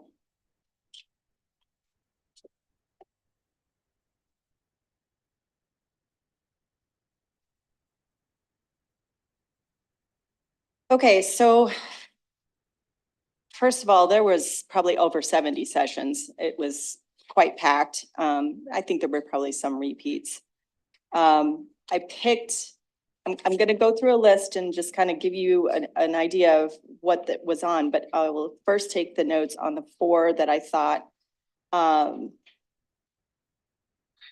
well, that I saw out of them that actually relate exactly to board work. So the first one was understanding the key work of school boards, having a mission, a vision that relates to the district's mission and vision and reflects this at a leadership role. They had in their notes ways to help create this strategic plan that with your staff leadership, such as we've done already, giving the staff the responsibility for creating work plans to implement strategies, while work with board to report regularly on progress, which, you know, we already have had one session with that and have seen some collaboration showing where it, you know, they gave examples, same thing of where and how to assess where the needs are progressing on the strategic plan, where needs and adjustments need to be done. They gave an example of how to assess your board by the board, not individual board members, but as a group. showing how we can do our own evaluation that was really succinct on each and every pillar or goal that you have that's related to your strategic plan. So that may be a really good one to look at. I can send all 4 of these to you guys and just, you know, kind of scroll through and they give really good examples. The second one was productive leadership beyond polarizing politics. This has some very thick advice is the best way to describe it. Also, there were a few times in this session, I think that if you were there, they showed a clip, you know, and then had discussion, engagement on how would you guys solve this? How would you solve this? What was good about it? What was not good about the communication? And I think they did this a couple of different times. Also in there, they gave 5 principles of better arguing with situations that happen. Arguments, and I should say debate, because it would be more civil. The times are a changing journey with AI opened up with a very powerful image. And that's what I wanted to kind of show, but I don't know how to do that. So I'm not going to. I'll show you guys later, I guess. But the image is 2005, a picture of a mass amount of people looking straight up down this, down the street at this big, beautiful building that's lit up. And then in 2013, a side by side of everybody in the same position, thing happening down there. But in this one, everybody's got a phone. It's a really powerful image. It kind of shows you the changes that are happening. They talked about the trends in labor market and what apps, use the AI, Alexa, Word, Siri, and Canva. Canva I've not heard of. Talked about the careers that are impacted by AI that students might, go into, and the benefits and risks of integrating AI. And this was very interesting. They suggested having is it in this one? Second time. Anyway, we've got an AI policy. However, they suggest that you have like a multi-year plan of implementation and constantly watching it. And they kind of show what that can look like. That was really good too. Empowering change. And then the 4th one is empowering change, revolutionizing school districts and communities by harnessing the power of citizens, long-range planning committee to inform the board. So oftentimes what I think this suggests in this session is the opposite of what we've done in this district. We'll have committees, people are formed from the community to inform the board on certain things. What the bond should look like, or what facilities might look like, or whatnot. But there's a long-term plan for all of these major things. And if we can, obviously some people will get on a committee, it might go for a year or 2, and then they go away. We say, okay, now we're going to do another committee. It would be nice if we could keep some consistency, at least with some of those committees, and keep it going as an ongoing information to the board. Depends on what the issue is of the time or whatnot, but I think that keeps that communication consistent and real time. So no, I'm not going to go. There was so many. I am going to say what my wish list would have been to have had a video on, or a PDF, which there were several that didn't, but the majority did. So I would have liked to have seen student achievement data transparency, disaggregate, making that public, collaborating and monitoring, engaging parents, and increasing student growth. That would have been nice to have a handout and know what that one was. So I don't know if either of you had gone and maybe say something. Food justice for all students. I think that would have been very interesting to watch. I relate it back to going up to Fargo to the kitchens up there with our kitchen team. And what was something that was interesting is they don't serve pork in any way. This is maybe relating it to their student population. I think that's really interesting because they're watching and seeing what the majority of their students' needs are in nutrition. social media and youth mental health campaign with researchers. I just would have liked to have seen what else they have. I know that we have our own kind of expert in some ways, Holly Strand, and I would encourage the board to maybe on a regular basis, at least have her come present once a year to us. Maybe, I don't know how often she was in the schools, but making that relationship really open to having her come in. And then the last one I wish I could have had is empowering education, the intersection of disabilities rights and school board leadership. Just sounded interesting. And last, I'll leave it on the major sponsors that I find interesting and I think should be transparent. For the National School Board Association Convention, the three main ones that sponsored it are the Army National Guard, Disney Imagination, and the National Education Association. So I will send you all four of those if you want. Thank you. Right, thank you, Ms. Thomas. Any questions? All right, at this time, we have Mr. Johnson. Mr. Johnson, if.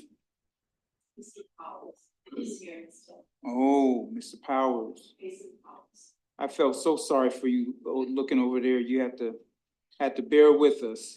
Oh, that's all But right. now is your time.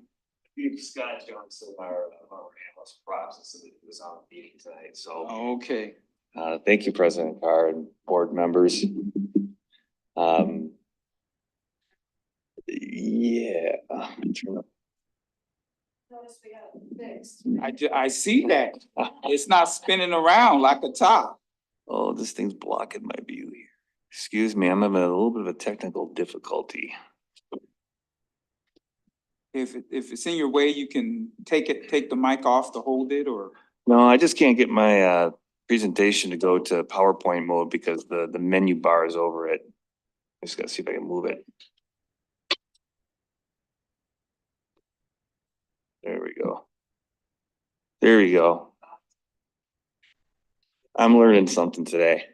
Okay. Well, here's the goal for today. We just spent 50 minutes with the insurance committee a few hours ago going over this exact same presentation. I believe that you all already have. I don't know what the procedure is, but if you want me to do the 50-minute version, I can certainly do that, or I can do the 5-minute version. So. You have a 4-minute version? We'll take that one. There we go. All right, we'll take a 5-minute. Now you're putting pressure on me. So here's the goal for today. The purpose of this is really to give the school board an idea of what we're projecting. And again, my name's Mason Powers from Brown and Brown. We are your consultants on your employee benefit program. So we do all the advocating, looking out, budget recommendations, plan design. We work, pretty extensively with your HR team every month, and every now and then, yes, COI gets involved. But today what we'd like to do is just kind of give you some projections, but kind of set the table a little bit very briefly on what your cost structure looks like for your program. So the medical plan is by and large the biggest budget number for your employee benefit package. And we send your EHR and finance teams monthly reports. This is over the last 5 months. We've got data points from September, which is the beginning of the plan year, through March. And the plan is running about 2% over cost expectation where we estimated the claims to come in. That was through March. However, not shown. April numbers have been revised. They've come in at 100% of expected claims. So that there has been an improvement there. What does that mean from a cost change year over year on claims? Well, there's a lot of numbers on the table. I'm just going to tell you that number says 8% change year over year. Medical trend is 8%. So that's the cost of Band-Aids from going to the doctor this year to next year. It's a big general number. Technically it's a little over 8%. Right now with the data through April, you're trending at about 6% over. So you're doing better and more favorable than medical trend. There's a few reports here that I think are very interesting and riveting, but I'm going to skip through them and just get to the good piece here in terms of, I think, what you want to see. there was a slide in there, the dental claims and costs are trending favorably by almost 3% better than the cost projection. So this is our kind of high level combined funding summary, if you will. And I'm going to tie it into something that Coy was saying earlier, just to make sure that we are all talking on the same page here. Year to date, we have to do something to basically fund the plan and get dollars in so that we can pay out expenses. So that's all a part of the plan contributions model. So the first one, the district supplies a big chunk of that. That's $8.3 million year to date. You can see we're projecting that out to 13.3 by the end of the year, just by looking at enrollment and so forth with all the people that are in your plan. And then all the district staff, based on what their schedule is, they've contributed about $3.6 million, and you can see what they're going to be projecting by the end of the year. So year-to-date total contributions, almost $12 million, 11.9. So that's the bucket of money that's going in. And then the next thing that's going to happen is, well, we got to pay stuff. We got to pay claims. So the first thing we need to have is your fixed costs. That's, paying Wellmark and your stop loss insurance. And then you see this negative. This is a key thing. Very, very strong RX rebate performance. So that's a credit of almost $1.7 million year to date. So that's actually offsetting your entire administration costs for your medical plan. Okay. So then we add on to that, your paid claims. So the net amount is at 10.3. So what's that telling us is that we're running favorably to your budget this year, about 86, almost 15% better than the budget, or favorable by $1.6 million. We're not saying that's what you're going to end with. Our projections are showing about 1.3 favorability. The year prior to that, it was $1 million worth of favorability. So that's a good thing because, it's better than being the opposite side of things when you're running a deficit. And you can always do something about it, like premium holidays and things like that we've done in the past. Okay, I'll come back to that in a second. So what's the next the net cost change? If we just look at expenses less contributions, well, currently we're favorable by almost a little over 6%. Projected by the end of the year, we're gonna be favorable to budget or costs from last year by about 3%. So that's all, I think, good news. Now let's go to the renewal. And this is where I just want to make sure that we're talking the same language here. First of all, there's only two carriers that we really need to be worried about because everything else is under rate guarantee. That's your two major plans everybody thinks about. Your medical plan with Wellmark and Delta Dental is your dental insurance. IMED was added last year. That's your vision. Everything else, life insurance and so forth that you see up there, that is all renewed and under contract guarantee for multiple years. I'm going to skip through some of the things here. By the way, by way of reference, do you guys all remember what the budget change in the medical plan was last year? 7.5%. Okay. So, we are projecting a 7% increase. I'm going to say that's conservative right now because we'll be back here in probably a month and a half to 2 months. And it'll be, I think, a better number than that, but I'm not going to make any promises. Like I said, we're seeing some strong rebate performance and the claims experience is trending well. Wellmark does not lock in their renewal till June. We look at that a little bit, but we're using a lot of our own math and figures based on some of it. We also went out to Health Partners to get some competitive bids. Health Partners is, we brought them in last year. They partnered with Monument Health, so they've got a big name, a growing name in the community. Their projected increase was around 11.5%. Okay. We also look at stop loss and things like that. So here's where I wanted to point something out here to you. Lots of numbers on the page. Our budget number for next year on the medical plan, assuming your enrollment, is $19.254 million. That's a 7% increase. I know I looked at it. It said $20 million. I believe that's a completely different number. That's a fund balance number, correct? I don't know if I'm out of procedure by asking that, but when I say 7%, we're saying 7% from last year's budget number. The fund balance is completely different. What I was saying before on the previous pages is that we've got great experience and we put in approximately, if the year trends out, there's going to be a surplus or favorability to budget of $1.3 million on the heels of the prior year that had $1 million worth of favorability. So I think The fund balance is in a great spot. And what we're looking at right now is just a trend, less than a trend increase conservatively. Okay. Graphically, don't worry about all the numbers on the page here. It's a lot to process. It's just the chart that I want to show you on the right-hand side.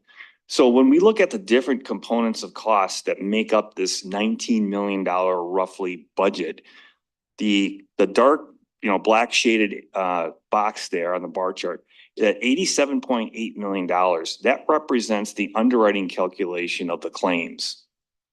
87% of your total cost is claims. Okay? The district pays up to $175,000 of every single claim. And then beyond that, there's what we call stop loss insurance that picks up the shock claims and things like that. That increase or that percentage is 8% of your total budget cost. So it's a small amount. The admin is 3.8%. Okay, so that's Wellmark. That's all we all think of as the insurance company. That's Wellmark, that's Blue Cross, however you want to call them.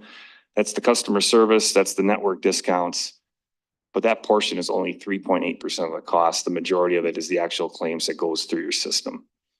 Okay, now why I mention that is just a relative perspective of the buckets of where things are and what we're dealing with.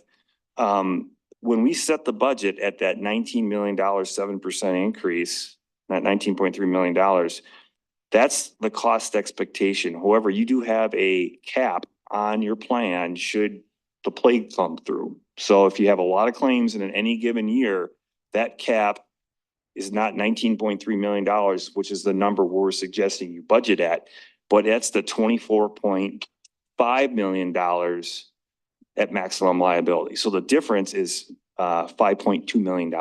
So in that case, I'm not saying it's gonna happen, but way of illustration, if the plan went to maximum worst case liability, your fund balance is at $20 million, let's say, your fund balance would be at $15 million the following year if you had a worst case scenario. Does that make sense? Good. Okay.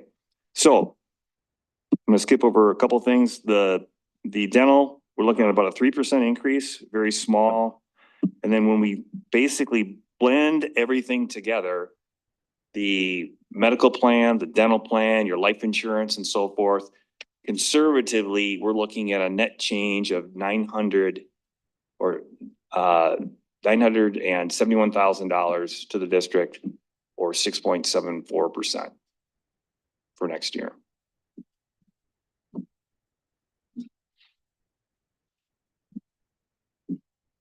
All right. Thank you, Mr. Powers. Any question for Mr. Powers? President Carr, if I may just have a quick comment. Yes. Mr. Powers did a great job. I would just want to clarify. We are not looking at fund balance in that budgeted number. That is the projected expenditures as we move into next year. And it's basically us making sure that we have enough money budgeted to cover all the claims. I think we won't rabbit hole. We could rabbit hole, but we won't. There's multiple aspects of what Brown and Brown does versus what the district does versus what we try to do together. Because there's the aspect of managing the premium breakdown, which is a whole nother rabbit hole conversation we could go in, which is where I think Brown and Brown in the district try to work very in depth together in terms of how we manage that. And then ultimately there's the cash management standpoint of that. So the district is self-funded. All premium amounts are coming into the district and we have to make sure that we're managing the cash. And so it is absolutely likely that we'll never agree 100% in terms of what the total expenditures are going to be, because there's additional things happening within that scheme of all that we're not going to ever look exactly the same. I think, we're following the same general trend. Likely our budget is always going to be slightly over what Brown and Brown says, hey, here's what your expected claim amount could be for the course of a year. So just wanted to clarify. All right. Mrs. Thomas? You said last year we were at 7%. 7.5. 7.5. Yes. And that it's probably gonna go up by another 7 Conservatively, conservatively, so we might end up around 14%. no, lower than 7. Oh, I see what you mean. Yeah, That, okay, that was my question. Thank you. yep. All right, Mrs. Baker. So I'm just curious, is this increase in the budget or is that gonna be a budget adjustment? So asterisk, I have not seen these numbers prior to today. And I'm not throwing anybody under the bus. Obviously, they're working hard to get the numbers to us. We did our best in terms of just Guessing? looking at the Okay. basically scientifically guessing, 'Cause looking at the yeah, numbers and this is basing it. So I think given what we see here, and Mason and I can certainly talk more about this, but I think we're in a really good spot in terms of what we projected into next year Okay. to be able to cover it. So, So yeah. we could maybe have a downward? Yeah, maybe a reduction even. All right, Ms. Stephenson. Yeah, my only question, there wasn't a discussion tonight on what actual employee premiums are gonna look like. When does that? We have those as a projection. They're in the presentation, the booklets. We shared them with the insurance committee. And based on their, the class, if they're 9-month or 12-month, there's different amounts, but generally it flows around that 7%. If I remember correctly, and don't quote me on this, I think like, for example, the single rate went up like $10 on the single contracts. And then the employee plus one rates went up, I think like 25 or 30. The family was more than that. It all depends on the schedule. And when is that finalized for? That's gonna be, we're gonna have final Wellmark renewal numbers in mid-June, and I think we're usually out here sometime in July. Presenting our final recommendations and so forth. So, yes. The health insurance policy changes don't go into effect until September. Correct. So, I mean, it doesn't exactly match the school district's fiscal year, which gets kind of confusing. So if we make a change to premiums, they don't go into effect until September. So there's a little bit of time. I always think it's super important to stress that 7% increase for employees on insurance is 7% of what they currently pay for insurance, not a 7% charge off of what they make in a year. So there's always that confusion where people think, well, I got this 4% raise and my insurance went up 7%, but the 4% raise went on their yearly salary and the 7% increase on insurance was on the monthly Right. charge. So it's always important to have that discussion, even though it's hard to have it. I think that's such an excellent point, Nicole. And just to add to that, in terms of the budgetary perspective of this, what we've tried very hard to do over the last several years is to continue to maintain that benchmark of what the district is contributing in terms of premium, and then what the employee is contributing. So for example, as you saw that last slide, Mason, right around $1 million-ish increase. So essentially, we would do our very best to maintain the benchmark between employer and employee, meaning that the district would take on 62-ish to 64% of that increase. An employee would take on, 32 to 34. That's not necessarily what's going to happen to their premium, but I think just highlighting the idea that really that's where our budgetary focus has been, is to continue to try to maintain that benchmark, which is at or above industry standard. Am I saying that Correct. correctly? Yeah. Yes, you have, it's competitive. Any more questions from anyone? All right, thank you so very much, Mr. Powers, for your patience Thank you. with us. An excellent report. Thank you.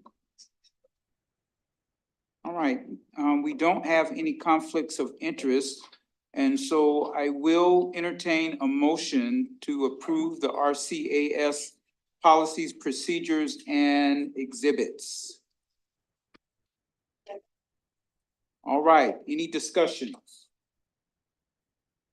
Okay, all those in favor of approving the RCAS policies, procedures, and exhibits signify by saying aye. Aye. Any opposed, say no. Motion carries. I learned that I can hit my little gavel. Gotta use it sometime. Motions, yeah. All right, does anyone need to pull any items from item 15, the approval of proposed agreements? Okay, hearing none, I will entertain a motion for the approval of proposed agreements. Second.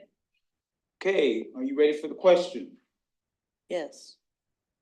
All right, all in favor of accepting the proposed agreement signify by saying aye. Aye. Any opposed signify by no. Okay, motion carries. All right, item 16, any item a board member would like to pull from the consent agenda? All right, seeing none, I will entertain a motion for the proposed consent agenda. Motion. Second. All in favor signify by saying aye. Aye. Any opposed? No. Okay. Motion carries. All right, we're at 17B. I will entertain a motion to change the date of our June 4th meeting to June 3rd. Second. The only comment I wanted to make that, obviously, if you read the motion, we became aware, and I don't know, well, the reason why this hasn't been an issue, I was talking to Deb before the meeting and to Shirley, that we had our meetings on Monday. Board meetings were on Monday. And so they never conflicted with the elections, which are always on a Tuesday. And so now, since we've changed our meetings to Tuesdays, this has been an issue. There was a comment about what we had board meeting on last year's election. The nuance was that we didn't have any incumbents running last year. They were all new open seats. And so that's why we were able to have it. But I just think going forward, well, starting this year and going forward, that we should probably avoid not having our regular board meetings on election nights, election Tuesdays. And so I'm gonna bring forth or talk with Shirley, about changing that in the annual meetings resolution, that we won't have meetings. Again, and it affects us in November, it will affect those seats that are open next June. And so I just think it's common sense and something that works for everybody. It works for our communities. They don't have to figure out, okay, do I go vote? Do I go to the board meeting? They'll be able to do it all. So that's kind of the background conversational history of this vote and the resolution that we will vote on at the annual meeting. Okay. That being said, any other comments? All right, seeing none, all in favor of changing June 4th board meeting to June 3rd signify by saying aye. Aye. Any opposed, say no. Motion carries. Okay, item 18. Board committee reports. Anybody want to report? All right, okay, Ms. Stephenson? Well, I know Walt has his PAC notes. I'll let you do PAC. I also did the board, Public School Foundation board meeting, unless Michael wants to do that one. And I need to get this a little closer per my sign. All right, so the Public School Foundation has had a lot going on, a lot of events, a lot of grants. They joined Elevate and plan to start attending those, which I think is a really good thing. not just for the foundation, but also for the district to have people who are attending Elevate gatherings in a officially as a representative of a not district, but school related activity, an important part of our school community. So I thought I'd report on that. The cool thing is that they're planning on doing a 30 for 30 campaign. We are, the Public School Foundation is 30 years old this year, and they're gonna try and raise $30,000 to give away as grants to the district. And tentatively on June 20th, well, I don't think it's tentative, on June 25th, there's gonna be Home Slice Media is gonna be doing some little bits on the radio, and they'll be, the executive director, Sarah Hornick, will be at Home Slice along with some board members to take donations from anybody who wants to donate to that campaign. So that was kind of new and exciting. They had some grants that were voted on.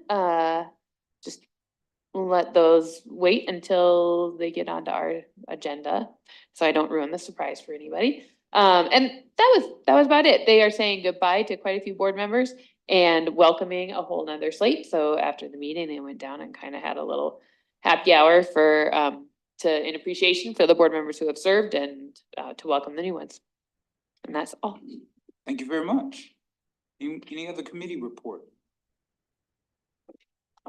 Well, okay. Please put your mic on.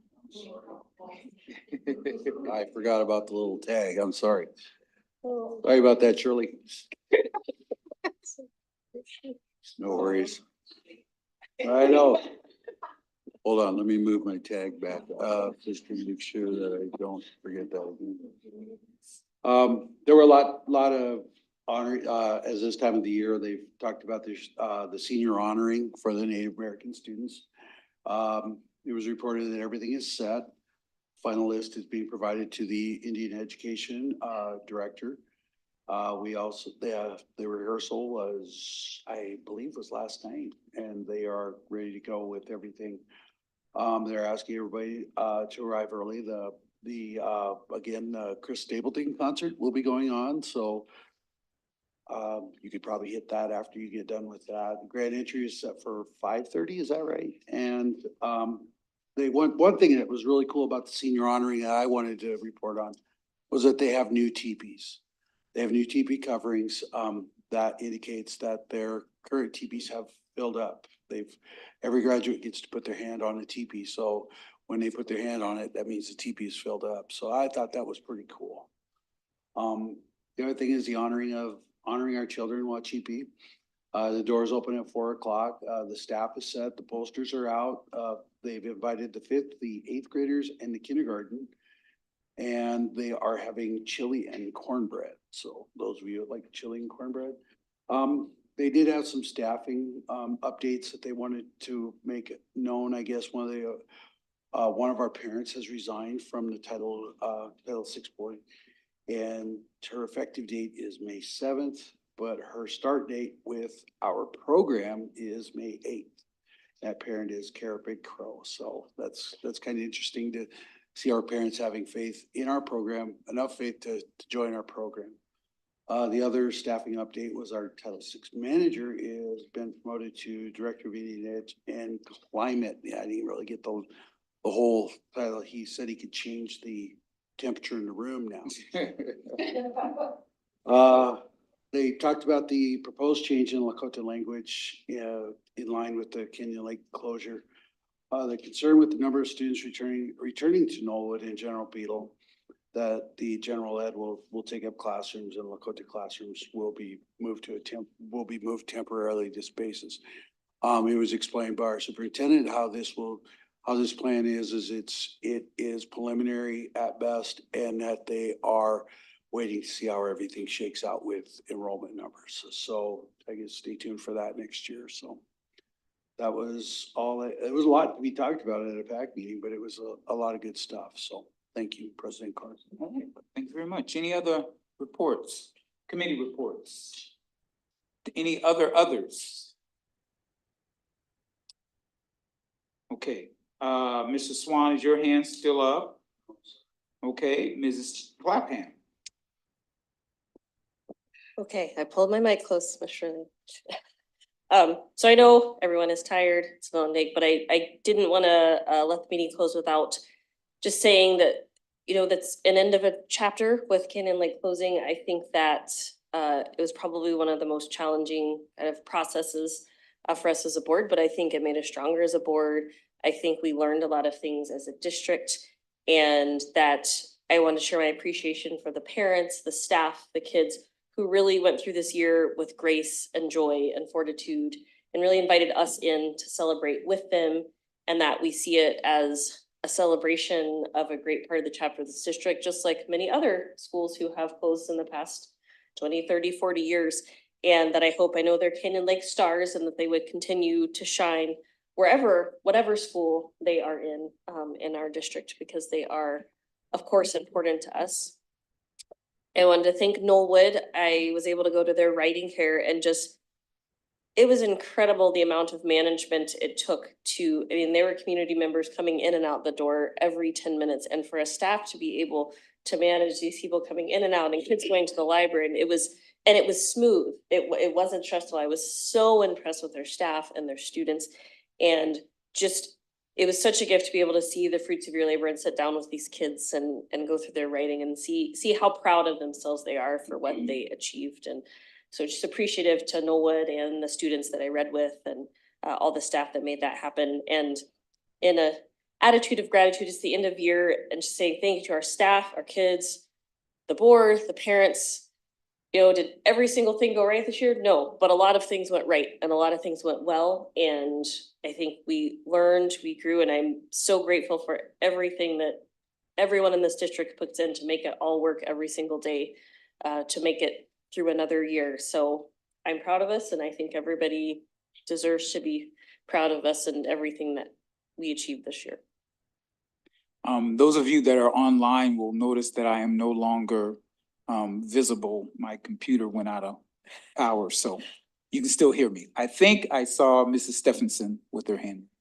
I did have my hand up, and after Jamie just said so many nice things about the good that we're doing, I'm gonna express just a little of my personal thoughts about Lakota language teaching. As Walt mentioned, the classrooms at Knollwood and General Beadle are gonna be used for general ed. I say this with a huge caveat, knowing that there are many things that have yet to fall into place. So I just want to express as a board member, I think that the Lakota culture is, should be celebrated and cherished in our district. I think the Lakota language is a key part of learning and improving engagement with our Indigenous students. And so as one board member, I'm really hopeful that Lakota language learning isn't sidelined in the shuffling around of kids as we close Canyon Lake, and that doesn't become a, just doesn't fall to the wayside because of our facility needs. Okay, anything else? No, Yeah, I couldn't say, okay. Okay. Oh, there we go. All right, Mrs. Baker. I'm turning on my mic. Yeah. Got my little thing here.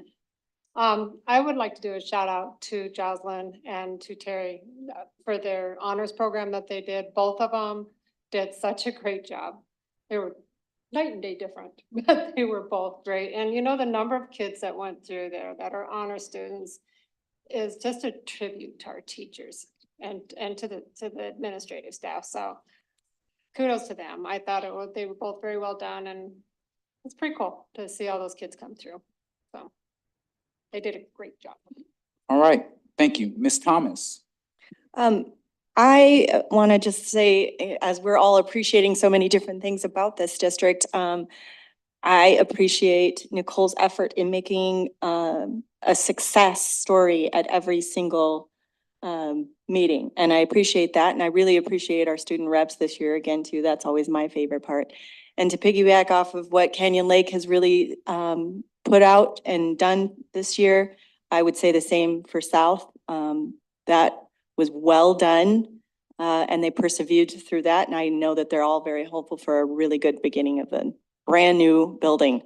So thank you to all of those staff members too. just one aside on the South Middle School today, eighth graders were in building and only 29 kids were absent. That is like less than would have been absent if they'd had a regular Tuesday in May. So that is just a kudos to how well that outside the walls planning has been. That I just thought that was a good story to share. Thank you, everyone. At this time, I'll entertain a motion to go into executive session SDCL 1-25-2.1. All in favor of going into executive session signify by saying aye. Aye. Opposed, say no. Okay, we are officially in executive session. The board will not be making any votes or decision during this session. We'll take a 3 to 5 minute break.